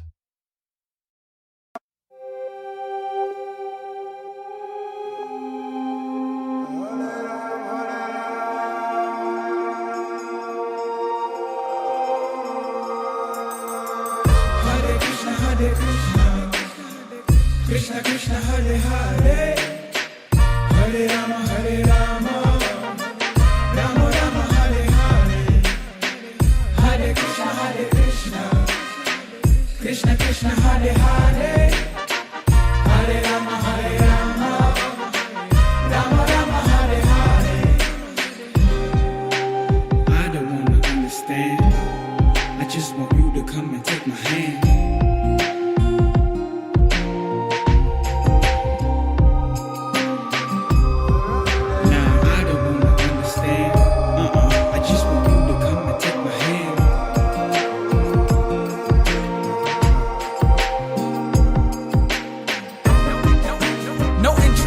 Required color of a blue lotus flower or sapphire, sweeter than the sweet city of attractive attire. Where's my solar show? This is my only supplier. Smile like the moonlight, yes, bright blazing. The gopi's happiness constantly generated. Yellow garments, flower garlands decorated. There is a stumble in my step, it seems I'm medicated. Floating like a satellite, but so grounded as we dance in the dead of the night. Eyes restless, but you never left my sight. You're just for me, this ecstasy is the green light. As I cruise, your effulgence is the street light. Not satiated, but yeah, I'm satisfied. The mountains on your pinky, it's alright to just receive, no need to put up a fight. I don't wanna understand, I just want you to come and take my hand.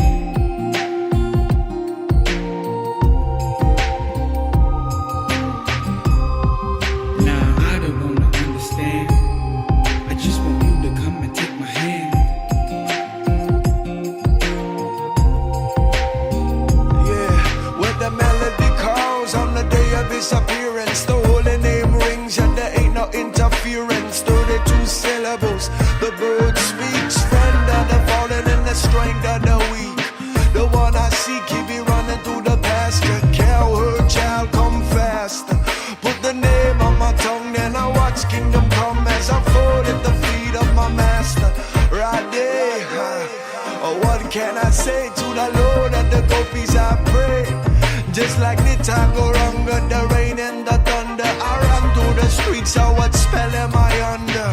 Hare Krishna, Hare Rama, Radhe Govinda, Radhe Shama. Tell them all that you I honor, yeah. Tell them all that you I honor.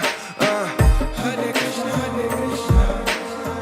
Krishna Krishna, Hare Hare, Hare Rama, Hare Rama, Rama Rama, Hare Hare, Hare Krishna, Krishna Krishna, Hare Hare, Hare Rama, Hare Rama, Rama Rama, Hare Hare, Hare Krishna,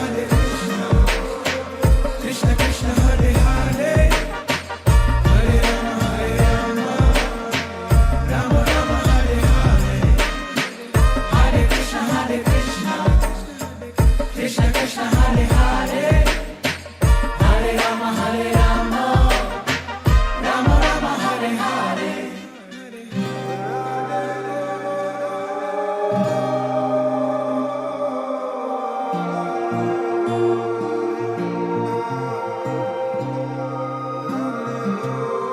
Nah, I don't wanna understand. I just want you to come and take my hand.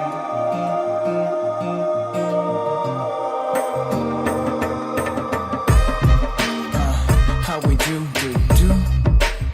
It's just for you. Just at the right pace, with just the right embrace. Feeling it from all directions, feeling the heart with that sacred sound vibration. Come on, Hare Krishna, Krishna Krishna, Hare Hare, Hare Rama, Hare Rama. It's just for you. Hare Krishna, Krishna Krishna, it's just for you. Hare Rama, Hare Rama, Rama Rama, Hare Hare.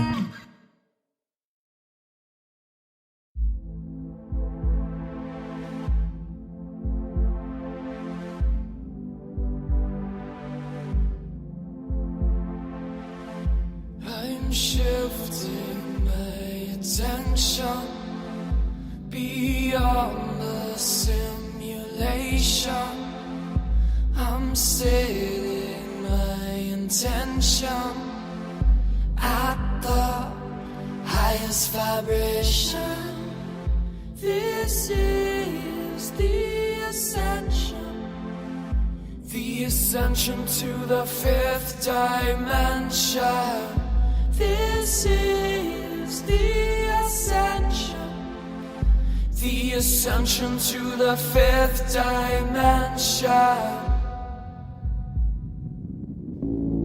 I'm fading away, I'm letting it go. I'm living a dream, now I'm in the flow, transcending this world, right back to the stars. I'm losing my mind and I'm finding my heart. I'm losing my mind and I'm finding my heart.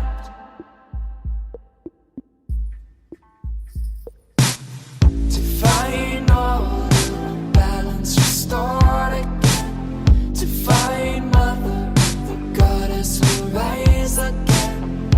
I feel your heart connection.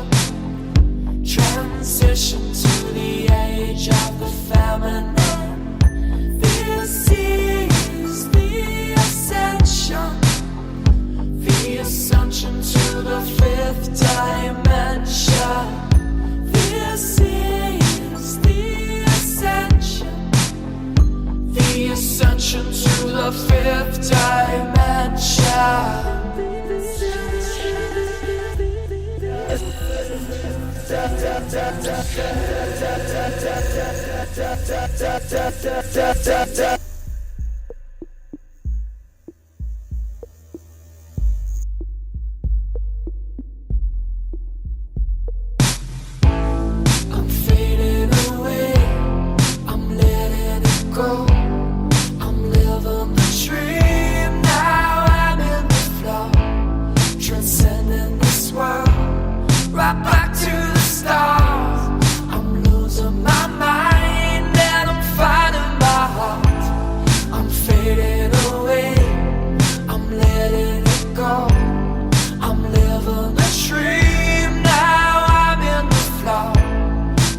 sending this world right back to the stars. I'm losing my mind and I'm finding my heart. I'm losing my mind and I'm finding my heart.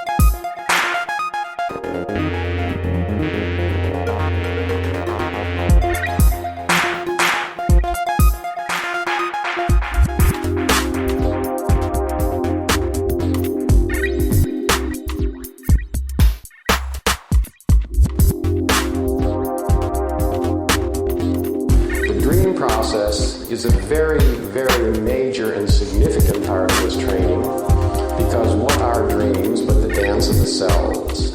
Okay? They're the dance of the primary selves and they're the dance of the disowned selves. And they're extremely valuable because they give you a picture of what is in balance and what is out of balance. Now, if you don't remember dreams, don't worry about it. There are plenty of ways to work with consciousness without dreams. But since an increasing number of people around pay attention to dreams, and also since listening to dream material affects people and it hits you quite deeply, and then people start dreaming, we wanted to take a little bit of time to consider this dream process.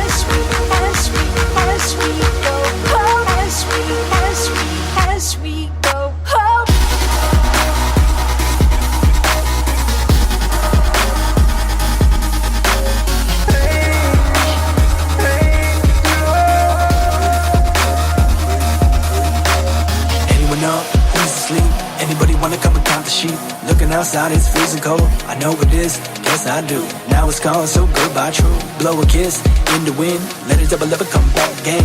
Please don't act like you don't know. I'm gonna get it, going from a go. It really ain't no competition. Give it a seat, that's so large for fishing. I've got mine and you've got yours. It really ain't no competition. Give it a seat, that's so large for fishing. I've got mine and you've got yours, yours, yours.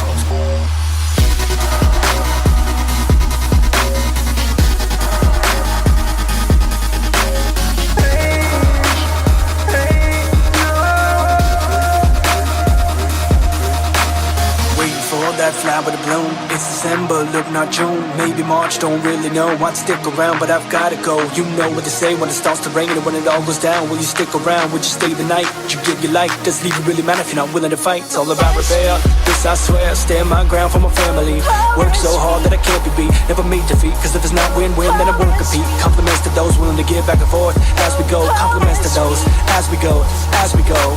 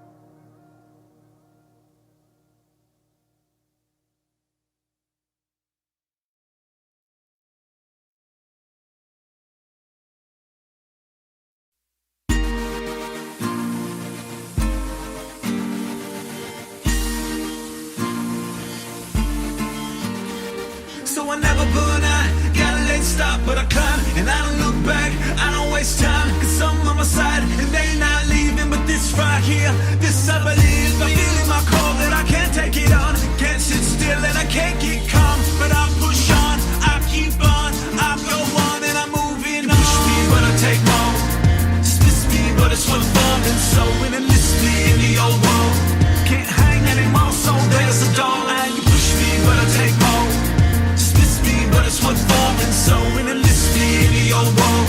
Can't hang anymore, so there's a door. Move on, move on, move on.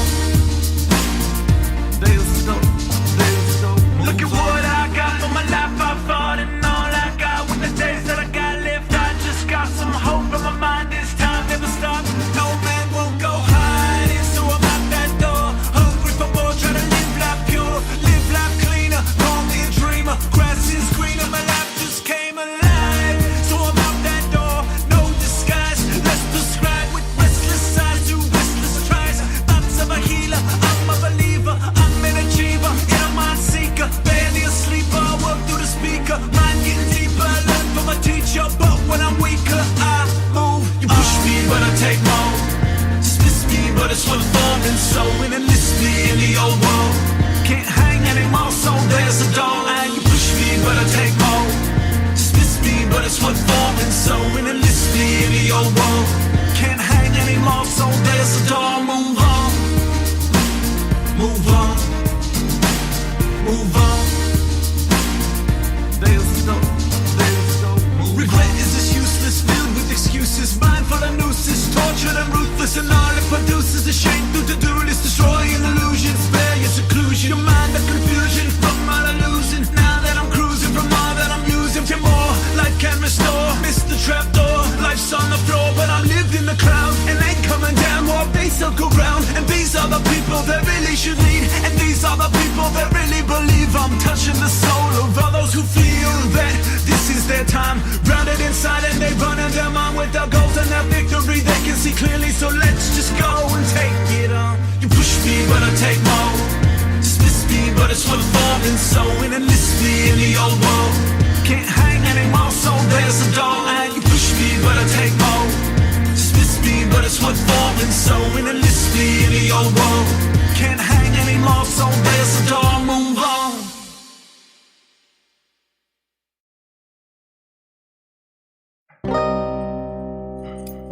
Hey, good morning, it's 5:17 and that's a good thing.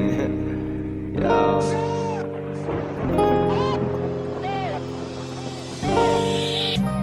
I don't care what they think of me.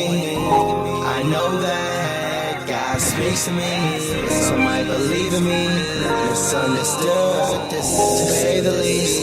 To say the least, yeah. They thinking I'm on TMT. I'm smoking THC, sipping Hennessy, in brandy. Never done LSD, but I like gold caps, old snaps. They call me crazy, cause I'm so intact. I gotta send this message, I gotta send this message. Put your hands up if you get it. They say I'm something special, some say schizoid or shamancy. Some say I'm sacred cause I see sacred geometry. I don't care what they think of me. I know that God speaks to me. Some might believe in me. It's understood, to say the least. To say the least, yeah. They look at me and say I got it. Some trick for me and say I'm not it.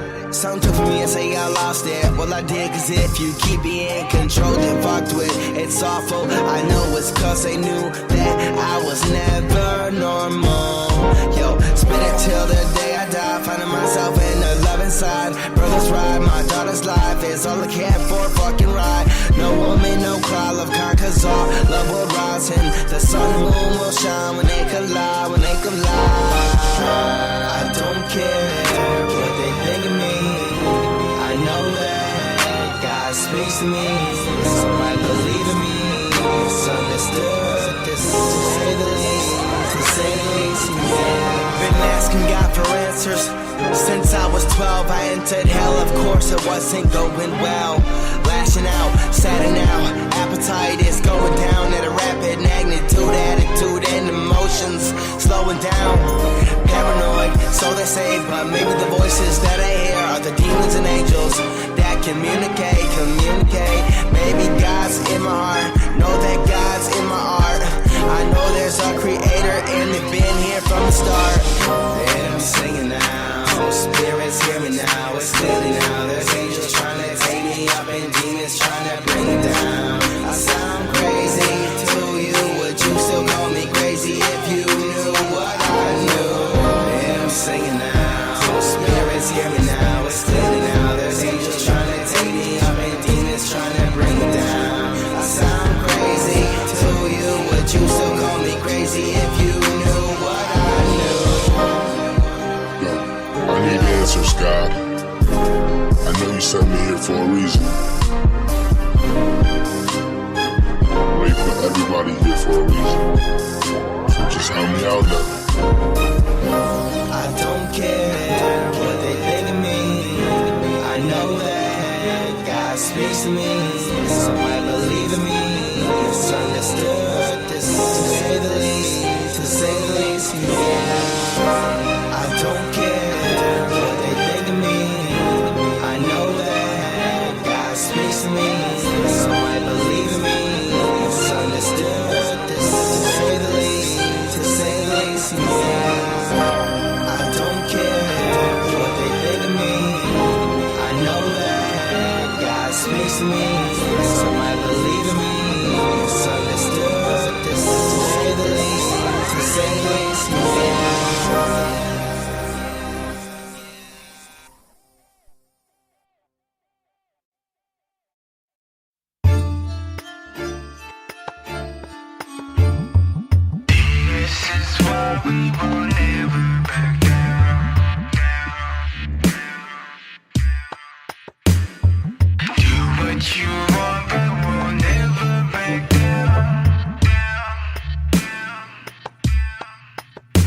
We'll scream and we'll fall and we'll yell and we'll shout.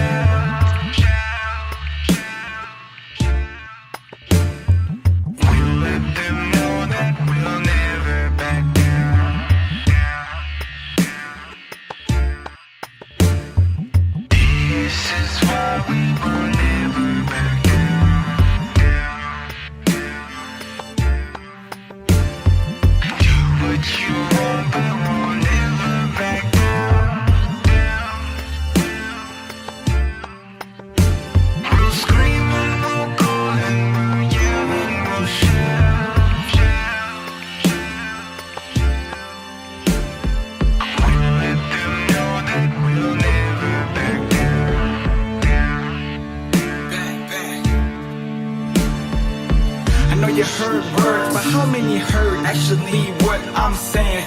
Babylon burns as we proceed to find shelter from the rain. Basic needs, eat and breathe, minus the strain.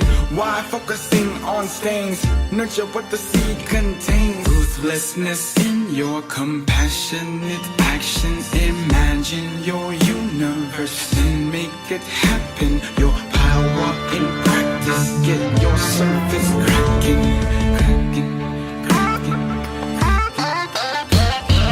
This is what we will never back down.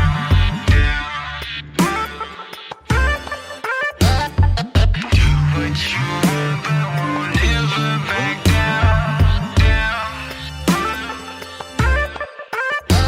We'll scream and we'll call and we'll never back down. We'll let them know that we'll never back down.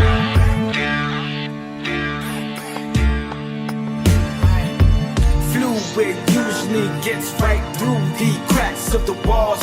As we get it in, take a rinse as ward up against the fall.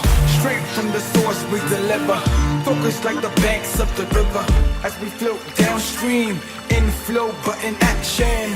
Ruthlessness in your compassionate actions. Imagine your universe and make it happen. Your power and practice, get your surface cracking, cracking, cracking, cracking, cracking. We'll never back down.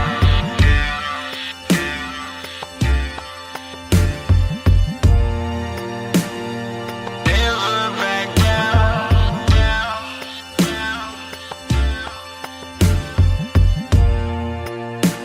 We'll never back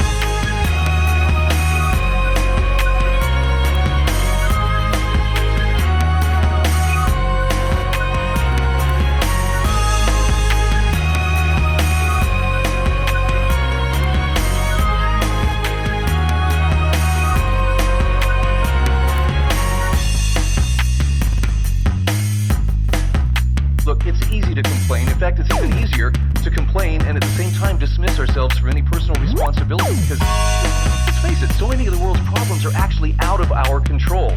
So we say, well, that's Wall Street's fault, or we can blame the government, or we can blame somebody else. But the real solutions, the real means of changing things that need to be changed, more often than not, start by changing who we are.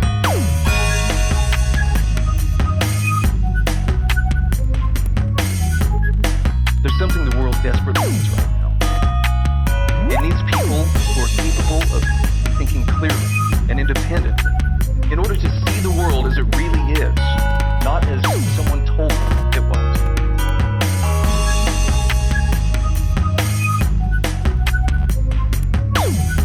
And secondly, it needs people who approach life with a sense of mission.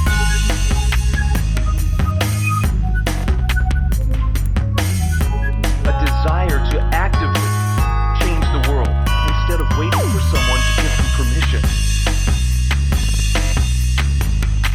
Permission.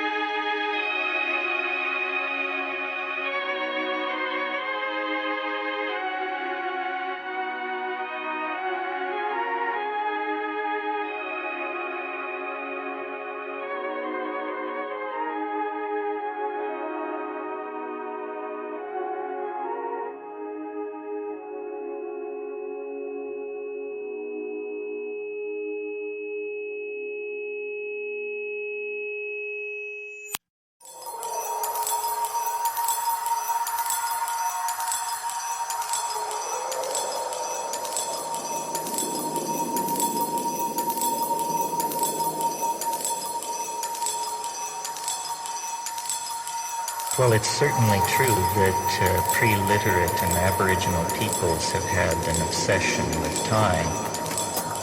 However, it's an obsession shared by the historical societies as well. Time seems to be the dimension about which we have the greatest anxiety, perhaps because it's the dimension into which we see with the least clarity. Numerous peoples throughout the world have dealt with this lack of clarity as far as time is concerned by developing various methods of divination or sortilege, as it's called.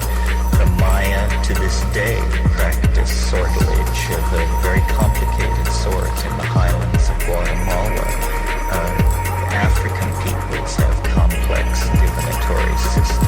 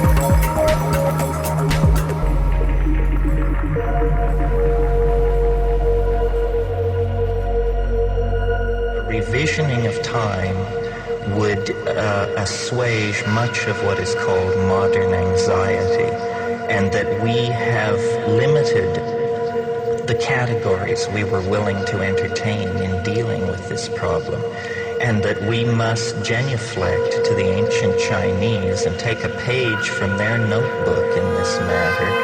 The I Ching as a divinatory system of great age, reflecting the dynamics of our own genetic material. It also has deep calendrical properties, can be used to keep track of time, lays a basis for an understanding of this curious phenomenon called synchronicity.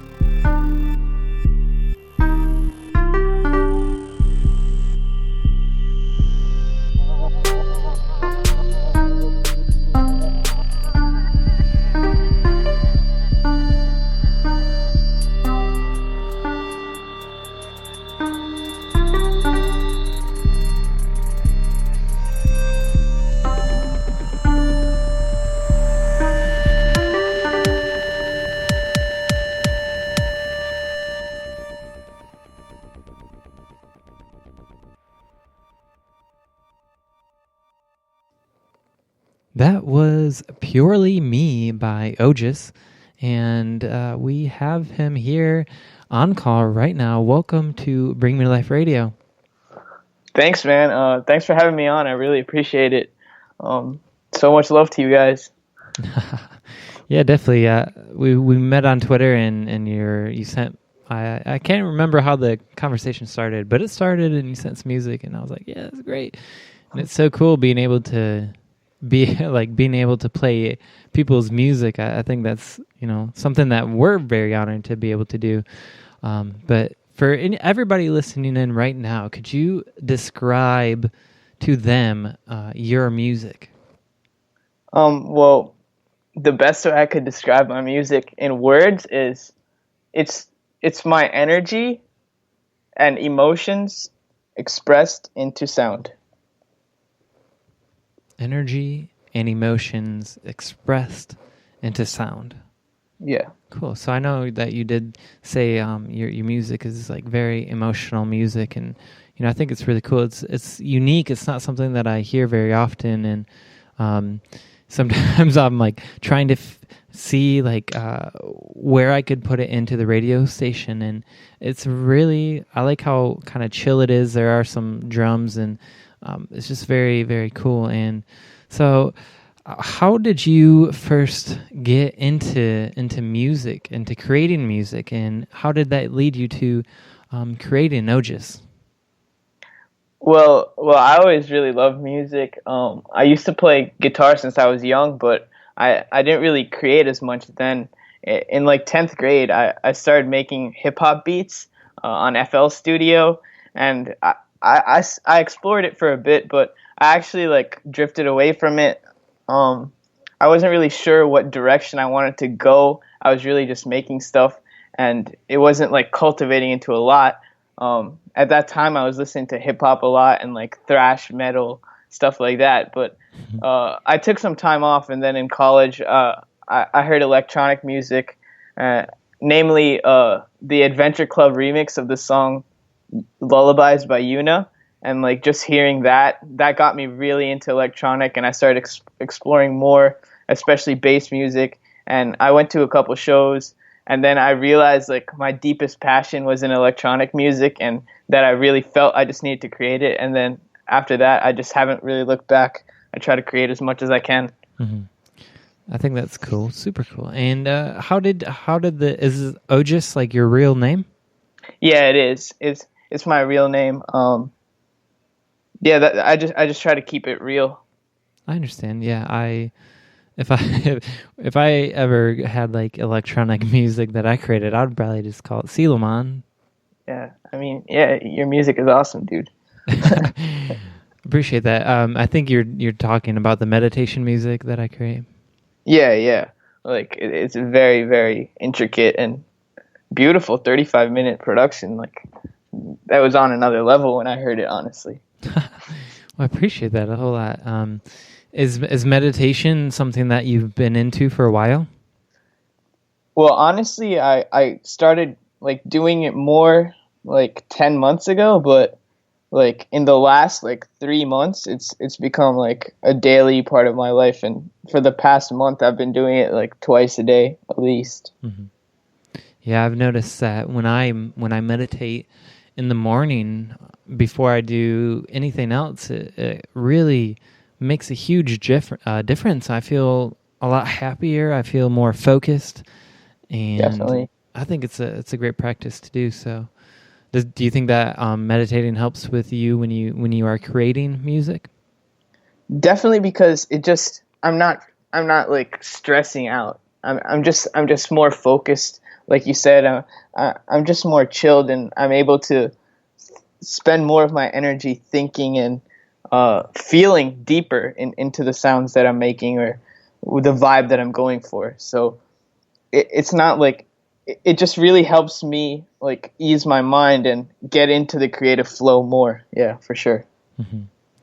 So do you have any influences besides the one that you already stated? I know when you first started talking, you mentioned a song that kind of awakened you, but currently, like right now, are there any electronic artists or music that is inspiring you to continue to create the music?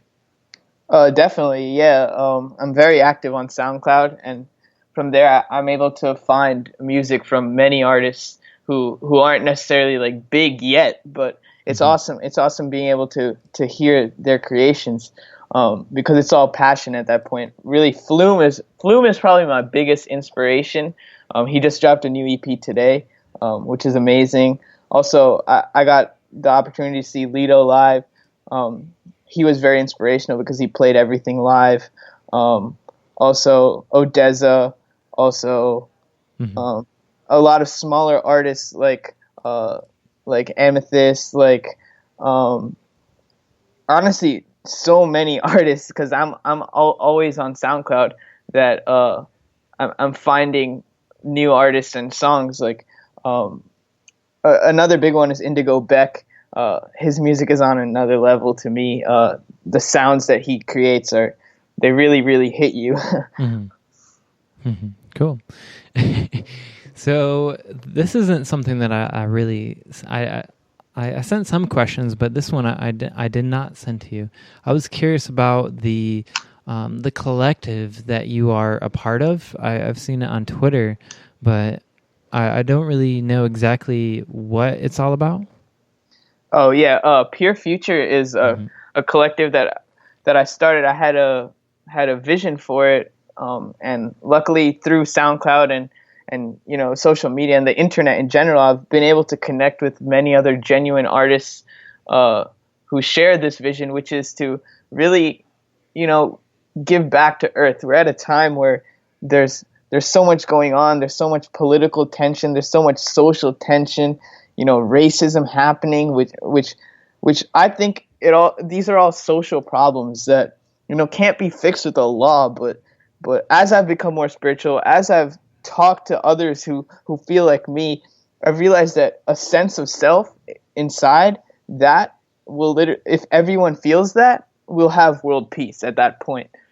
Like, Pure Future is basically a platform and family that gives love a voice. So much of the media we see is fake news. It's basically biased stuff aiming to manipulate people, and the love is lost. So with a platform like Pure Future, which the website for it is being designed and built currently, we want to give a platform for all genuine people to be able to share their art to the world. It's not just art, but any form of media, videos, journalists, researchers. They're all involved in our family, and we're growing. So I'm very, very excited about that.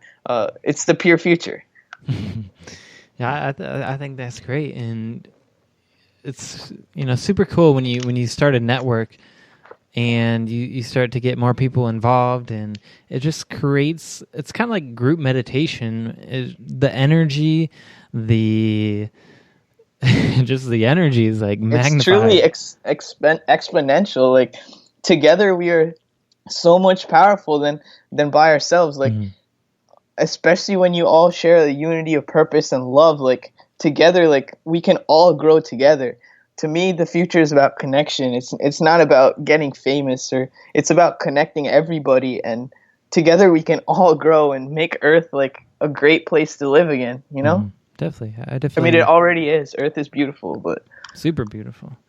Especially if you just go traveling. When I first traveled, I thought Earth was a cool place, but nothing too magical. And then I started traveling, and I was like, oh my goodness! Even in just the United States, there's so many different places that the vegetation's different. There's different types of trees and mountains, and it's just when you get to a mountain, it's so awe-inspiring that you're like, okay, I feel like an ant, a little tiny ant in this huge world that we're living in.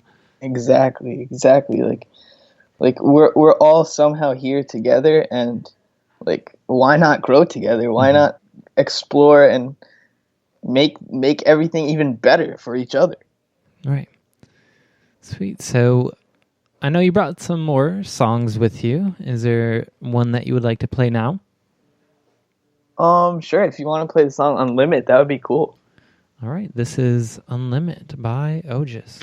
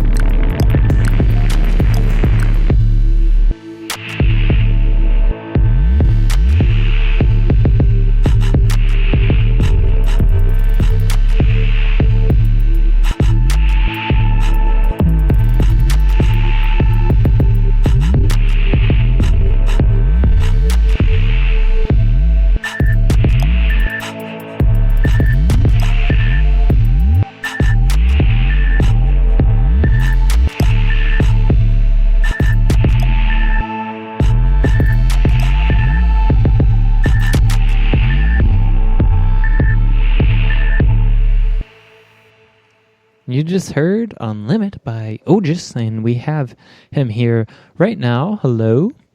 How's it going? It's going well. Cool. So "Unlimit," "Unlimit" was a song I actually made on a family vacation to Texas, and throughout the days back, a lot of it was produced in the car, but it's a song where I was pretty much just going for something that meant a lot to me, and through the time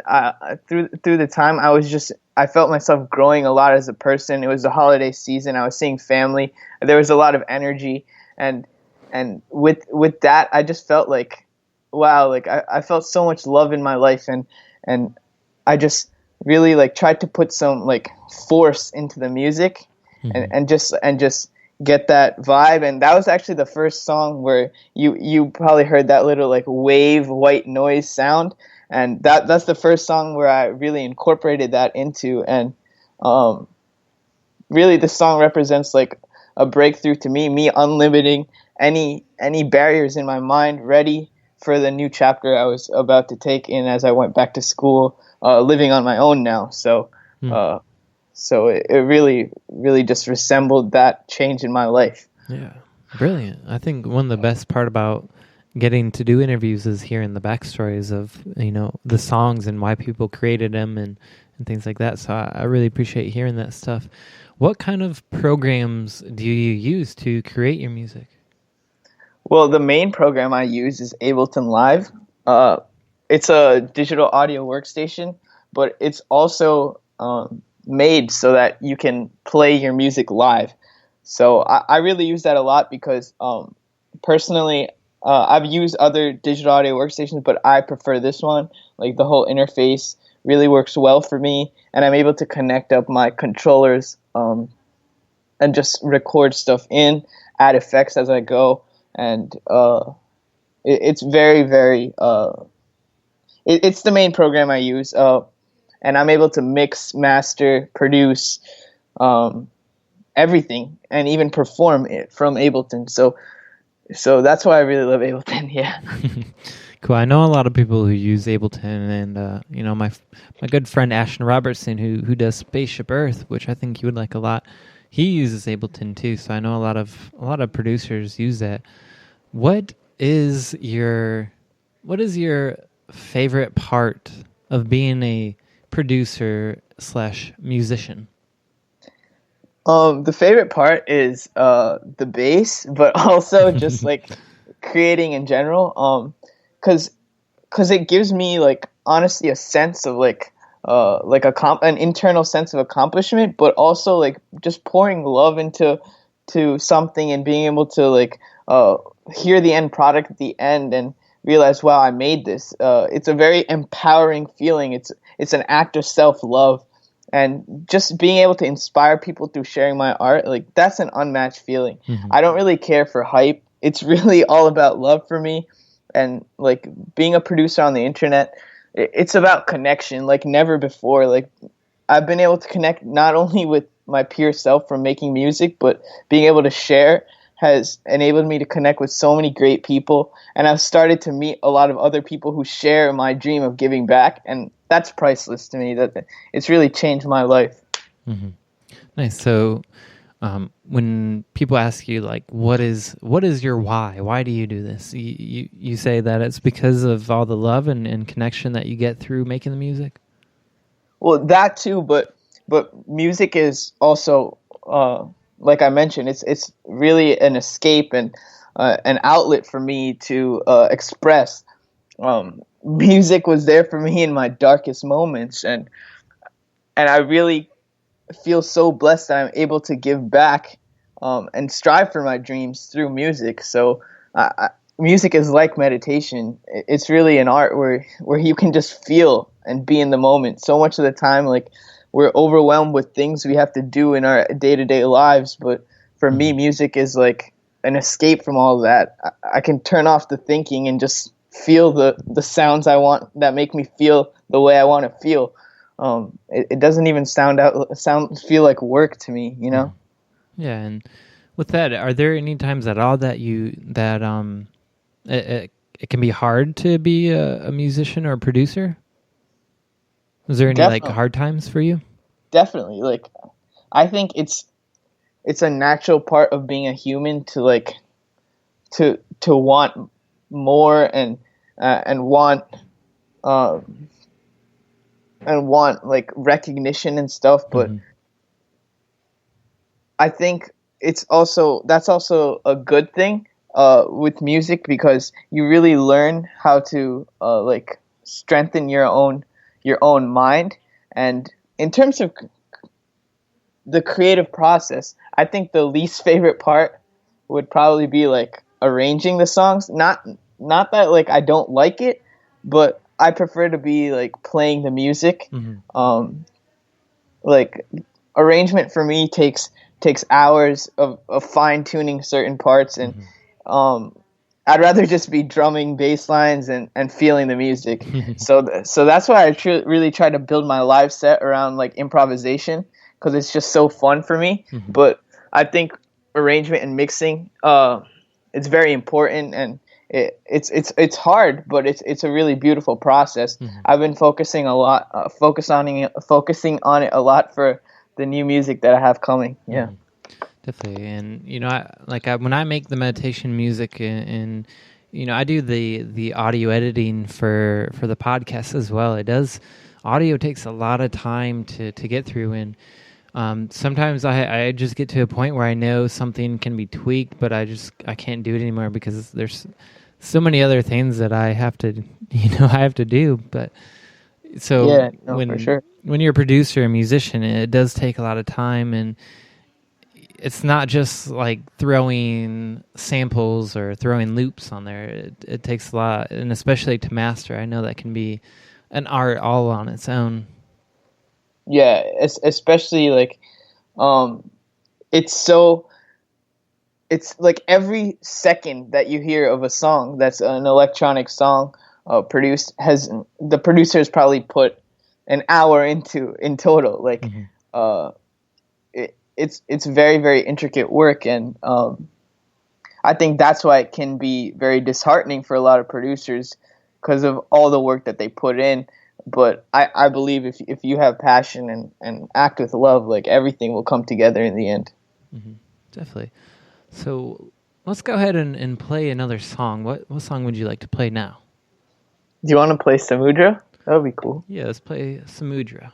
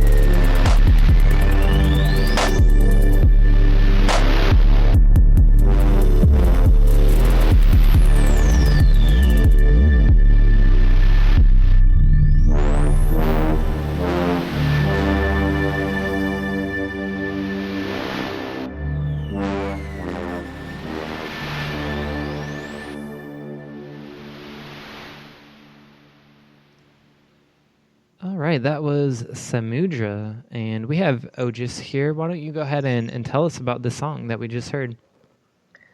Well, I released a song like just 2 weeks ago. What was going through my life at the time of the song? Why I say that is because each song I make is pretty much an expression of what I've been going through, and Samudra was really the Samudra in Sanskrit.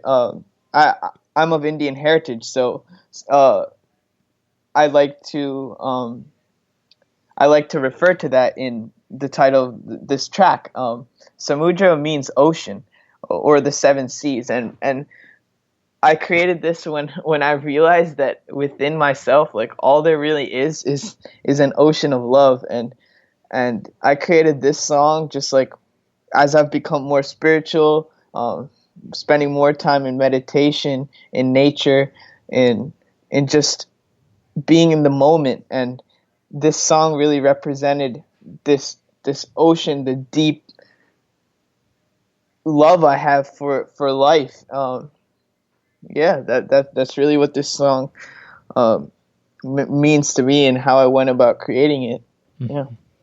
Yeah, and throughout this interview, you've talked quite a bit about spirituality and all that. So, what do you say that your spirituality? How would you say that it's affected your music and the music that you make? Well, to me, spirituality is really about like who I am. Like ever since I was little, I always used to wonder about how crazy it was that we're even here. Like the fact that you and I are here right now sharing this moment, like to me it's the impossible being possible. like emotion and thoughts are your truth, and by expressing your truth, like I feel so much happier. Like music has always given me faith, and in the dark times, like music always made me feel like I would be okay, and it gave me a sense of purpose. I always really thought to myself, like, what can I do in my life on earth to make as much of a positive impact as I can, and I realized, like, maybe if I kept creating music and hopefully I can get the chance to perform and maybe build a career out of music, I can use any influence and like capital I get to like invest back, and that's why Pure Future exists, and really give back to the earth and education and media. Like spirituality is literally everything to me. It's the reason life is possible. All I really have is love, and music just exponentially increases that. Like, yeah. And you said you had, did you say Indian background? Yeah, I was actually born in Mumbai. I moved to New Jersey when I was 4. Shout out to my parents. They're giving me the chance to live this dream or strive for this dream. Mm-hmm. Hey, Mom. Hey, Dad. Yeah, I think that's so cool. And is that like something that's helped you in your spirituality? Did you have a childhood where they cultivated spirituality within you?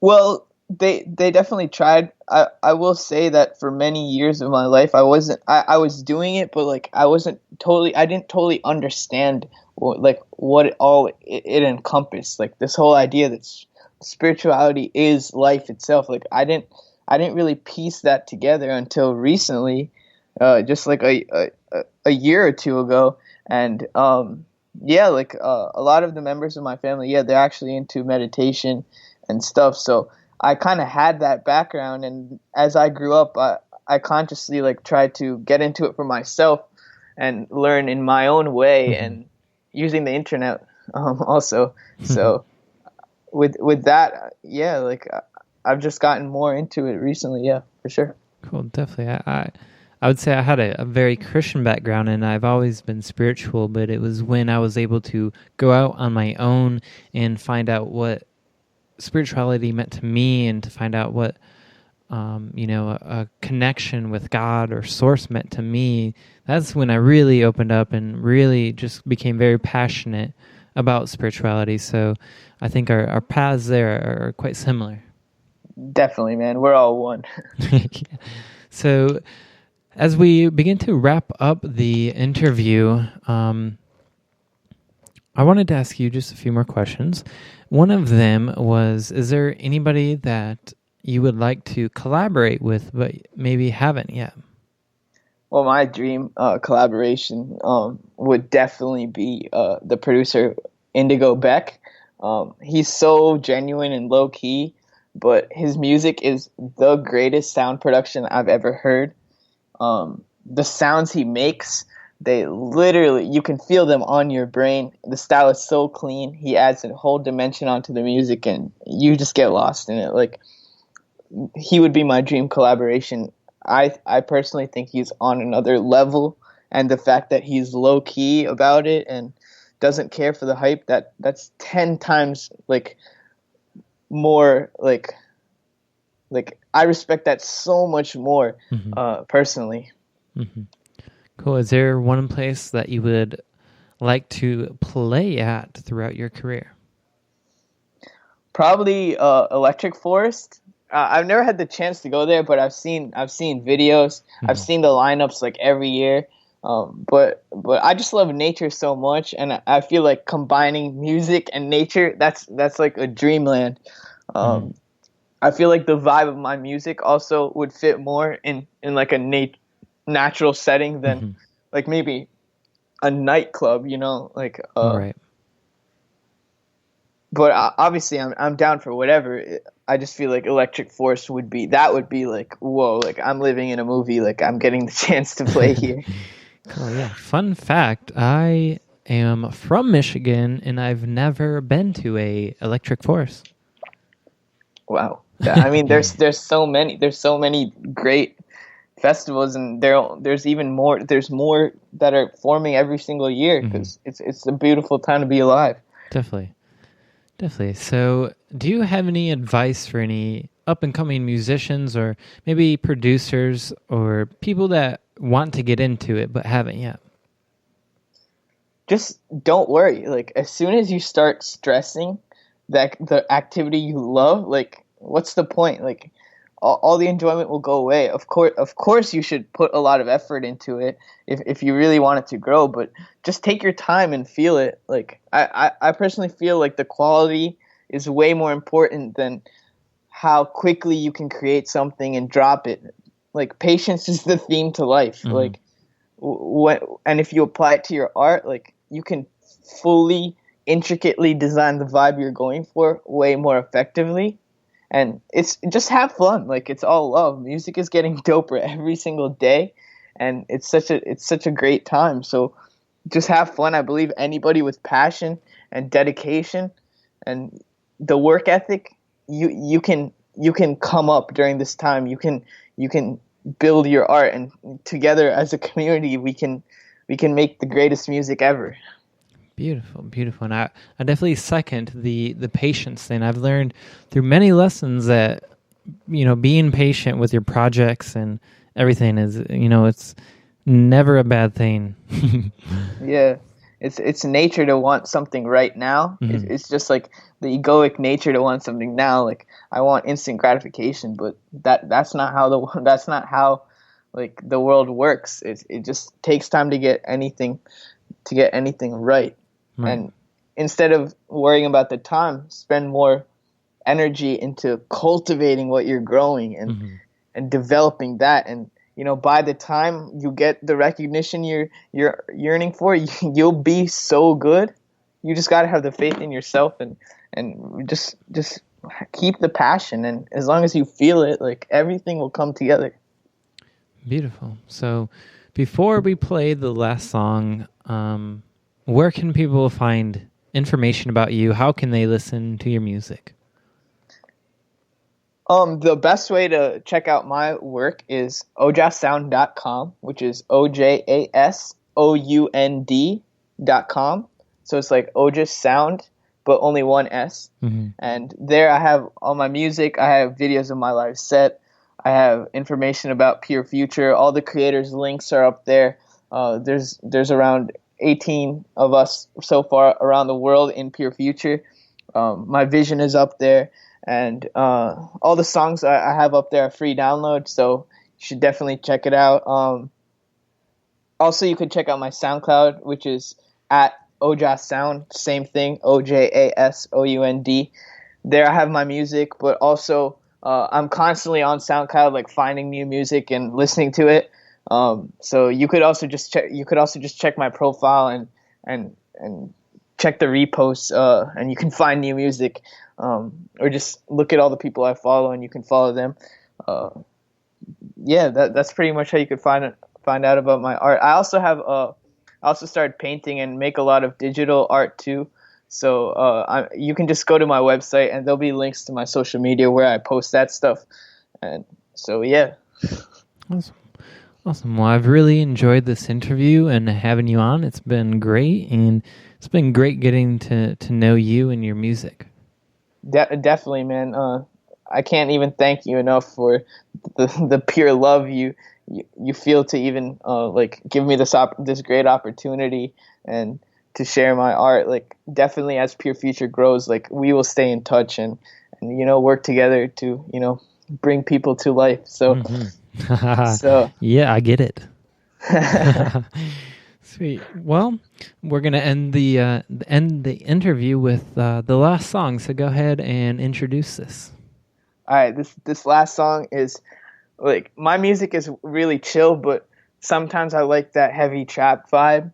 But I still tried to warp it with my, like, kind of esoteric sound, which is the emotional, like, higher dimensional spiritual sound, into just a short piece called Esoteric. So I hope you enjoy it. Thank you so much for having me on.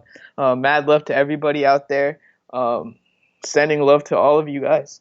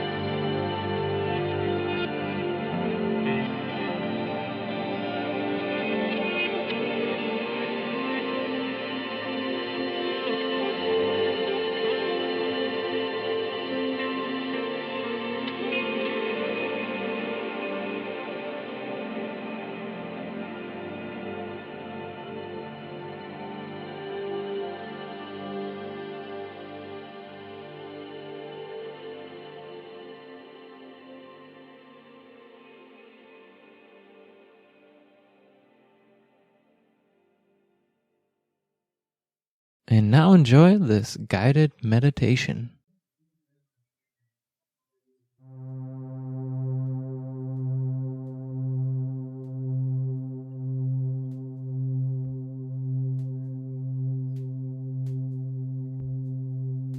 Sometimes we hold on to pain, like losing someone we love or childhood trauma. Keeping the past alive, holding on to this pain, makes it difficult for us to be open to new relationships and new opportunities that exist in the present.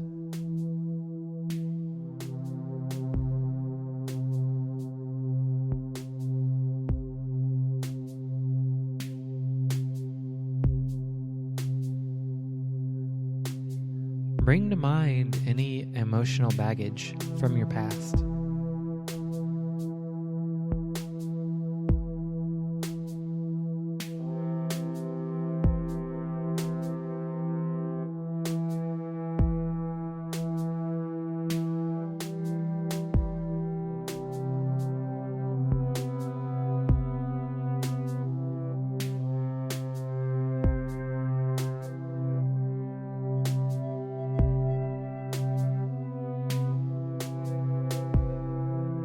Maybe you got hurt by a former lover or a friend, or maybe something terrible happened to you as a child, and you've held on to the suffering.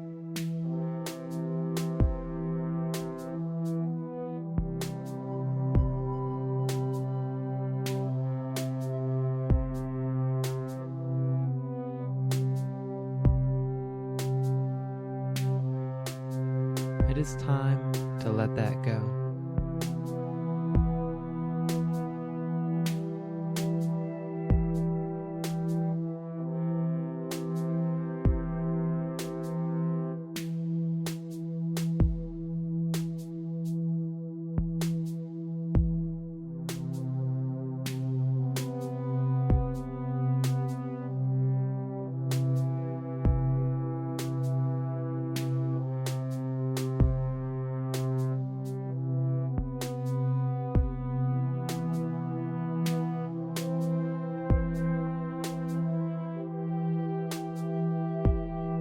Visualize your emotions and that suffering that you've held onto as an old and weathered bag.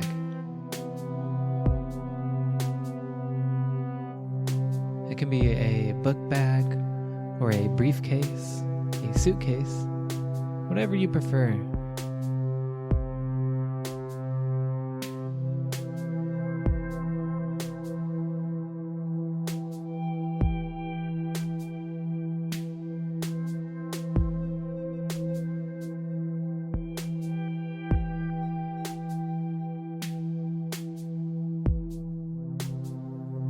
Imagine everywhere you go, you drag this old beat-up bag around with you.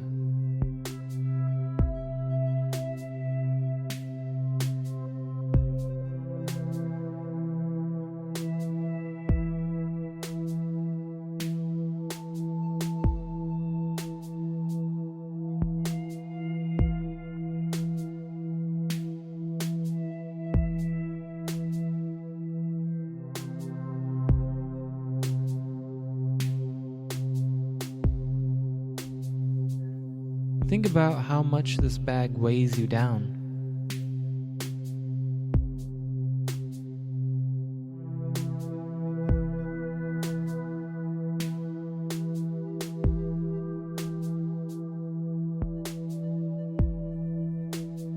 When you carry a heavy bag for so long, your shoulders become sore.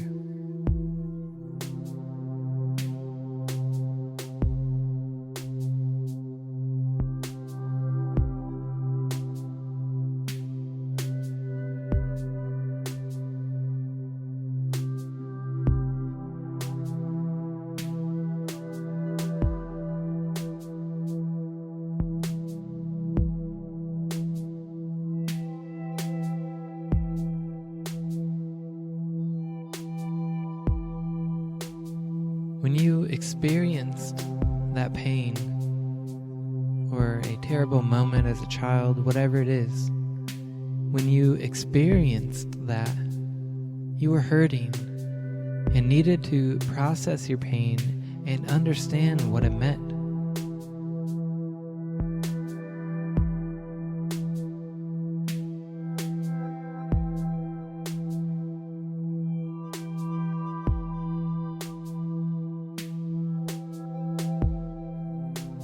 So think about what message your pain is trying to tell you. What does it mean?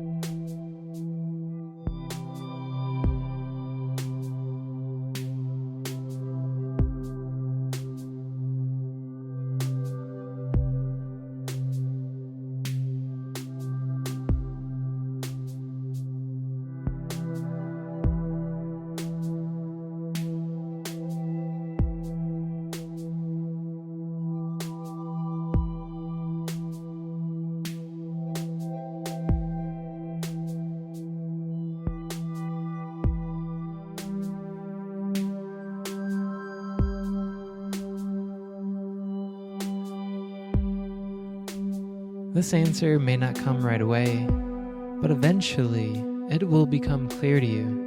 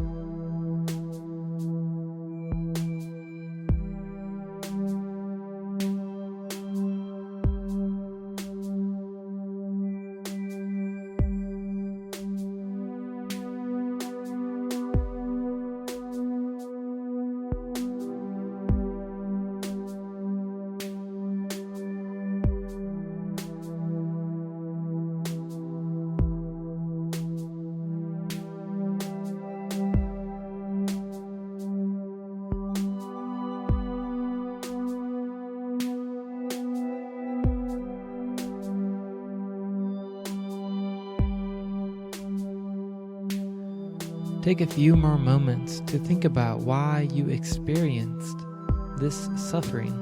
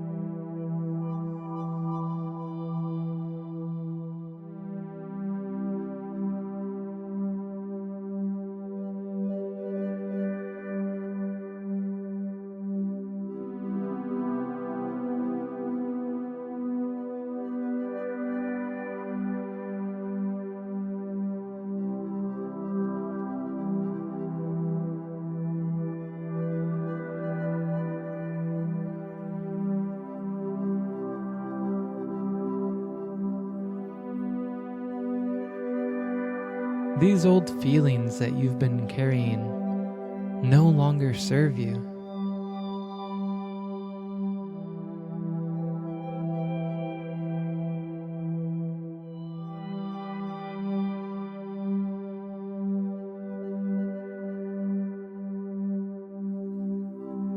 This suffering has exhausted its purpose.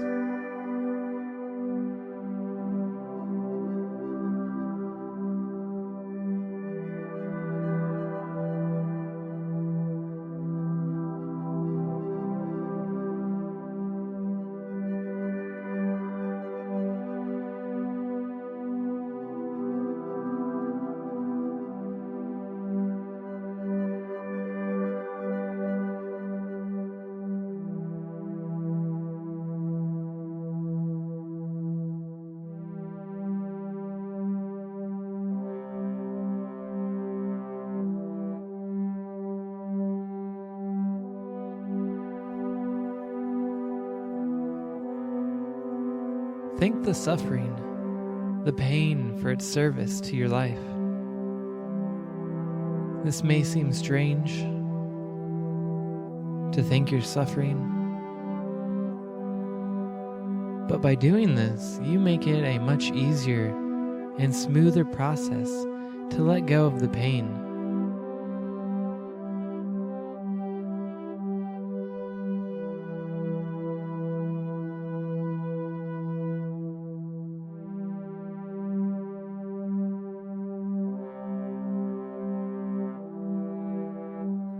So thank all the pain, the suffering, the trauma for its service.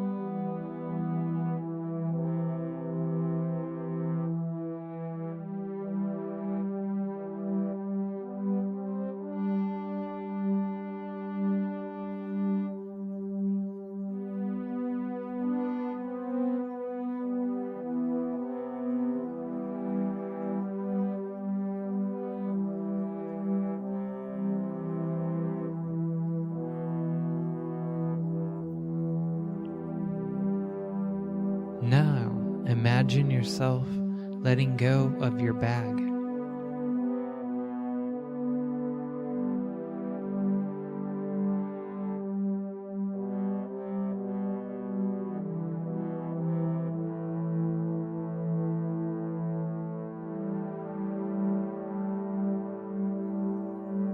If you have a bag, let it fall off your back and shoulders. If it's a suitcase, let it drop to the floor.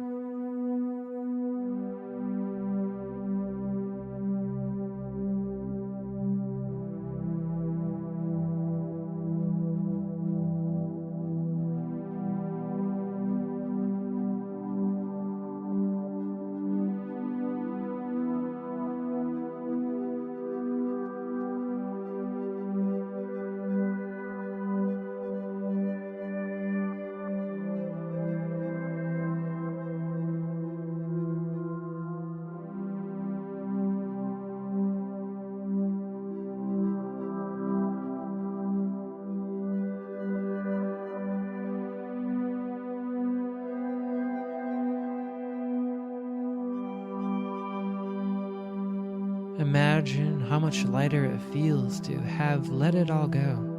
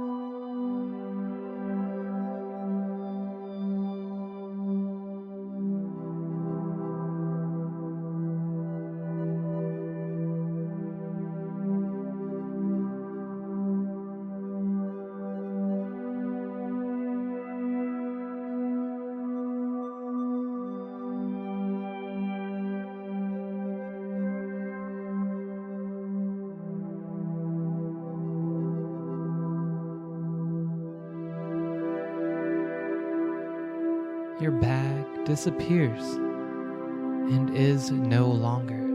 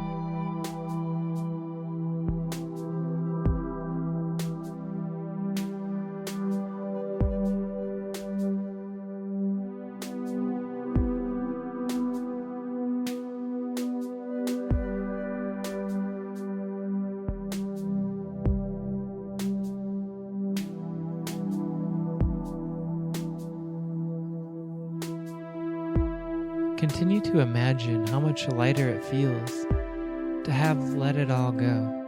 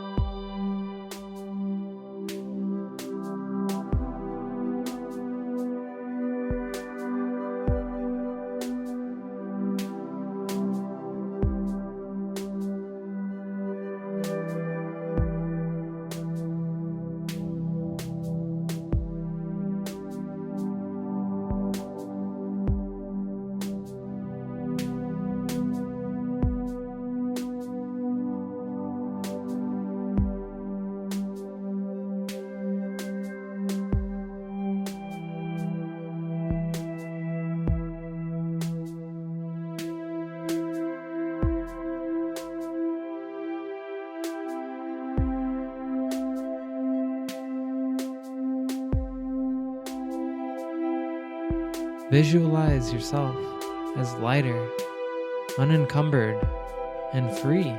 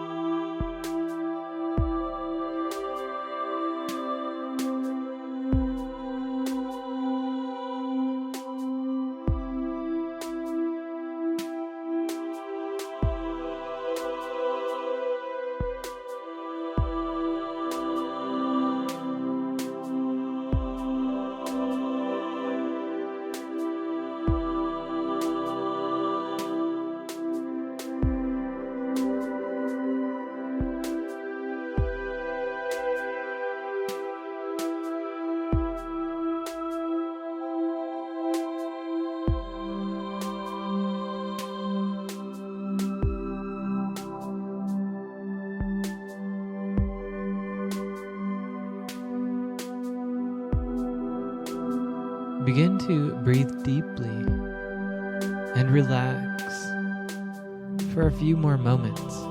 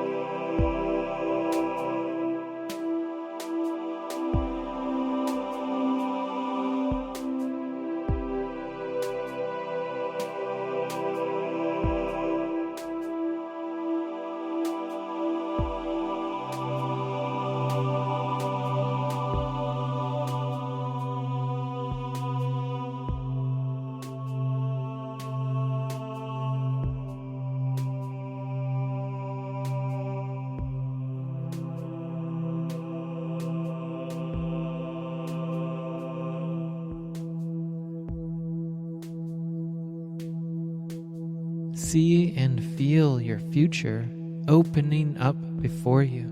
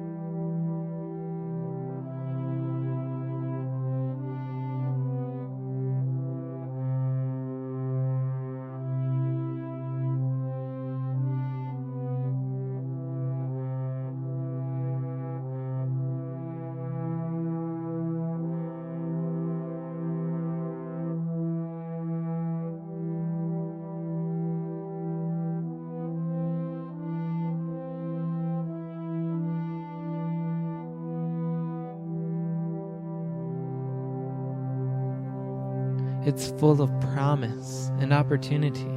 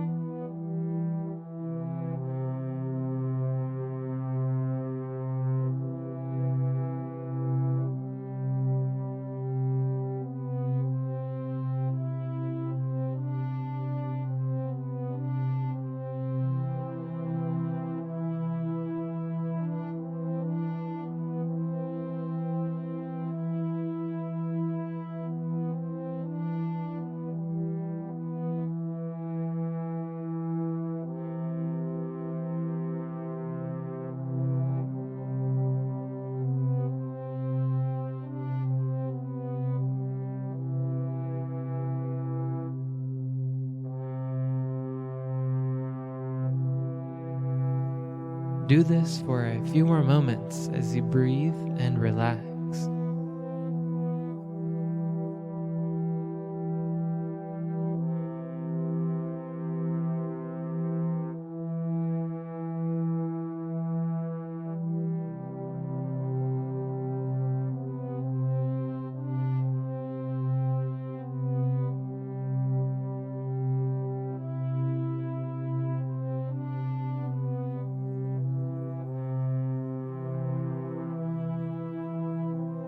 Now return to your breath.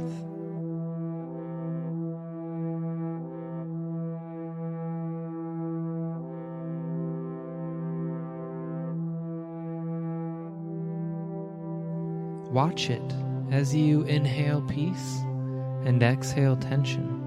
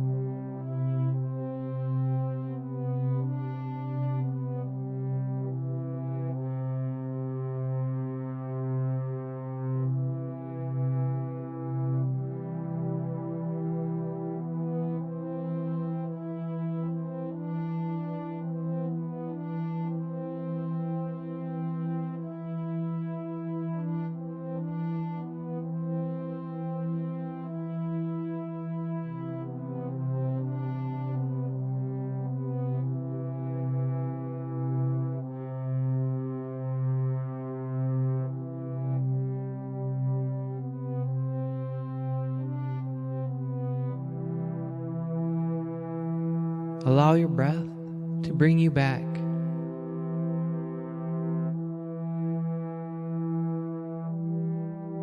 As we end the meditation,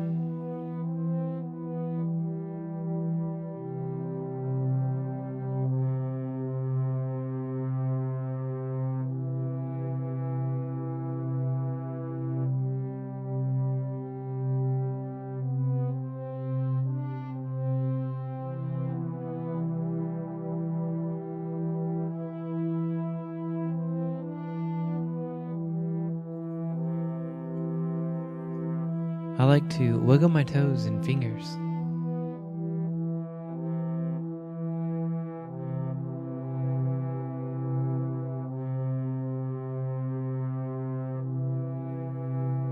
But do whatever helps you come out of a meditation.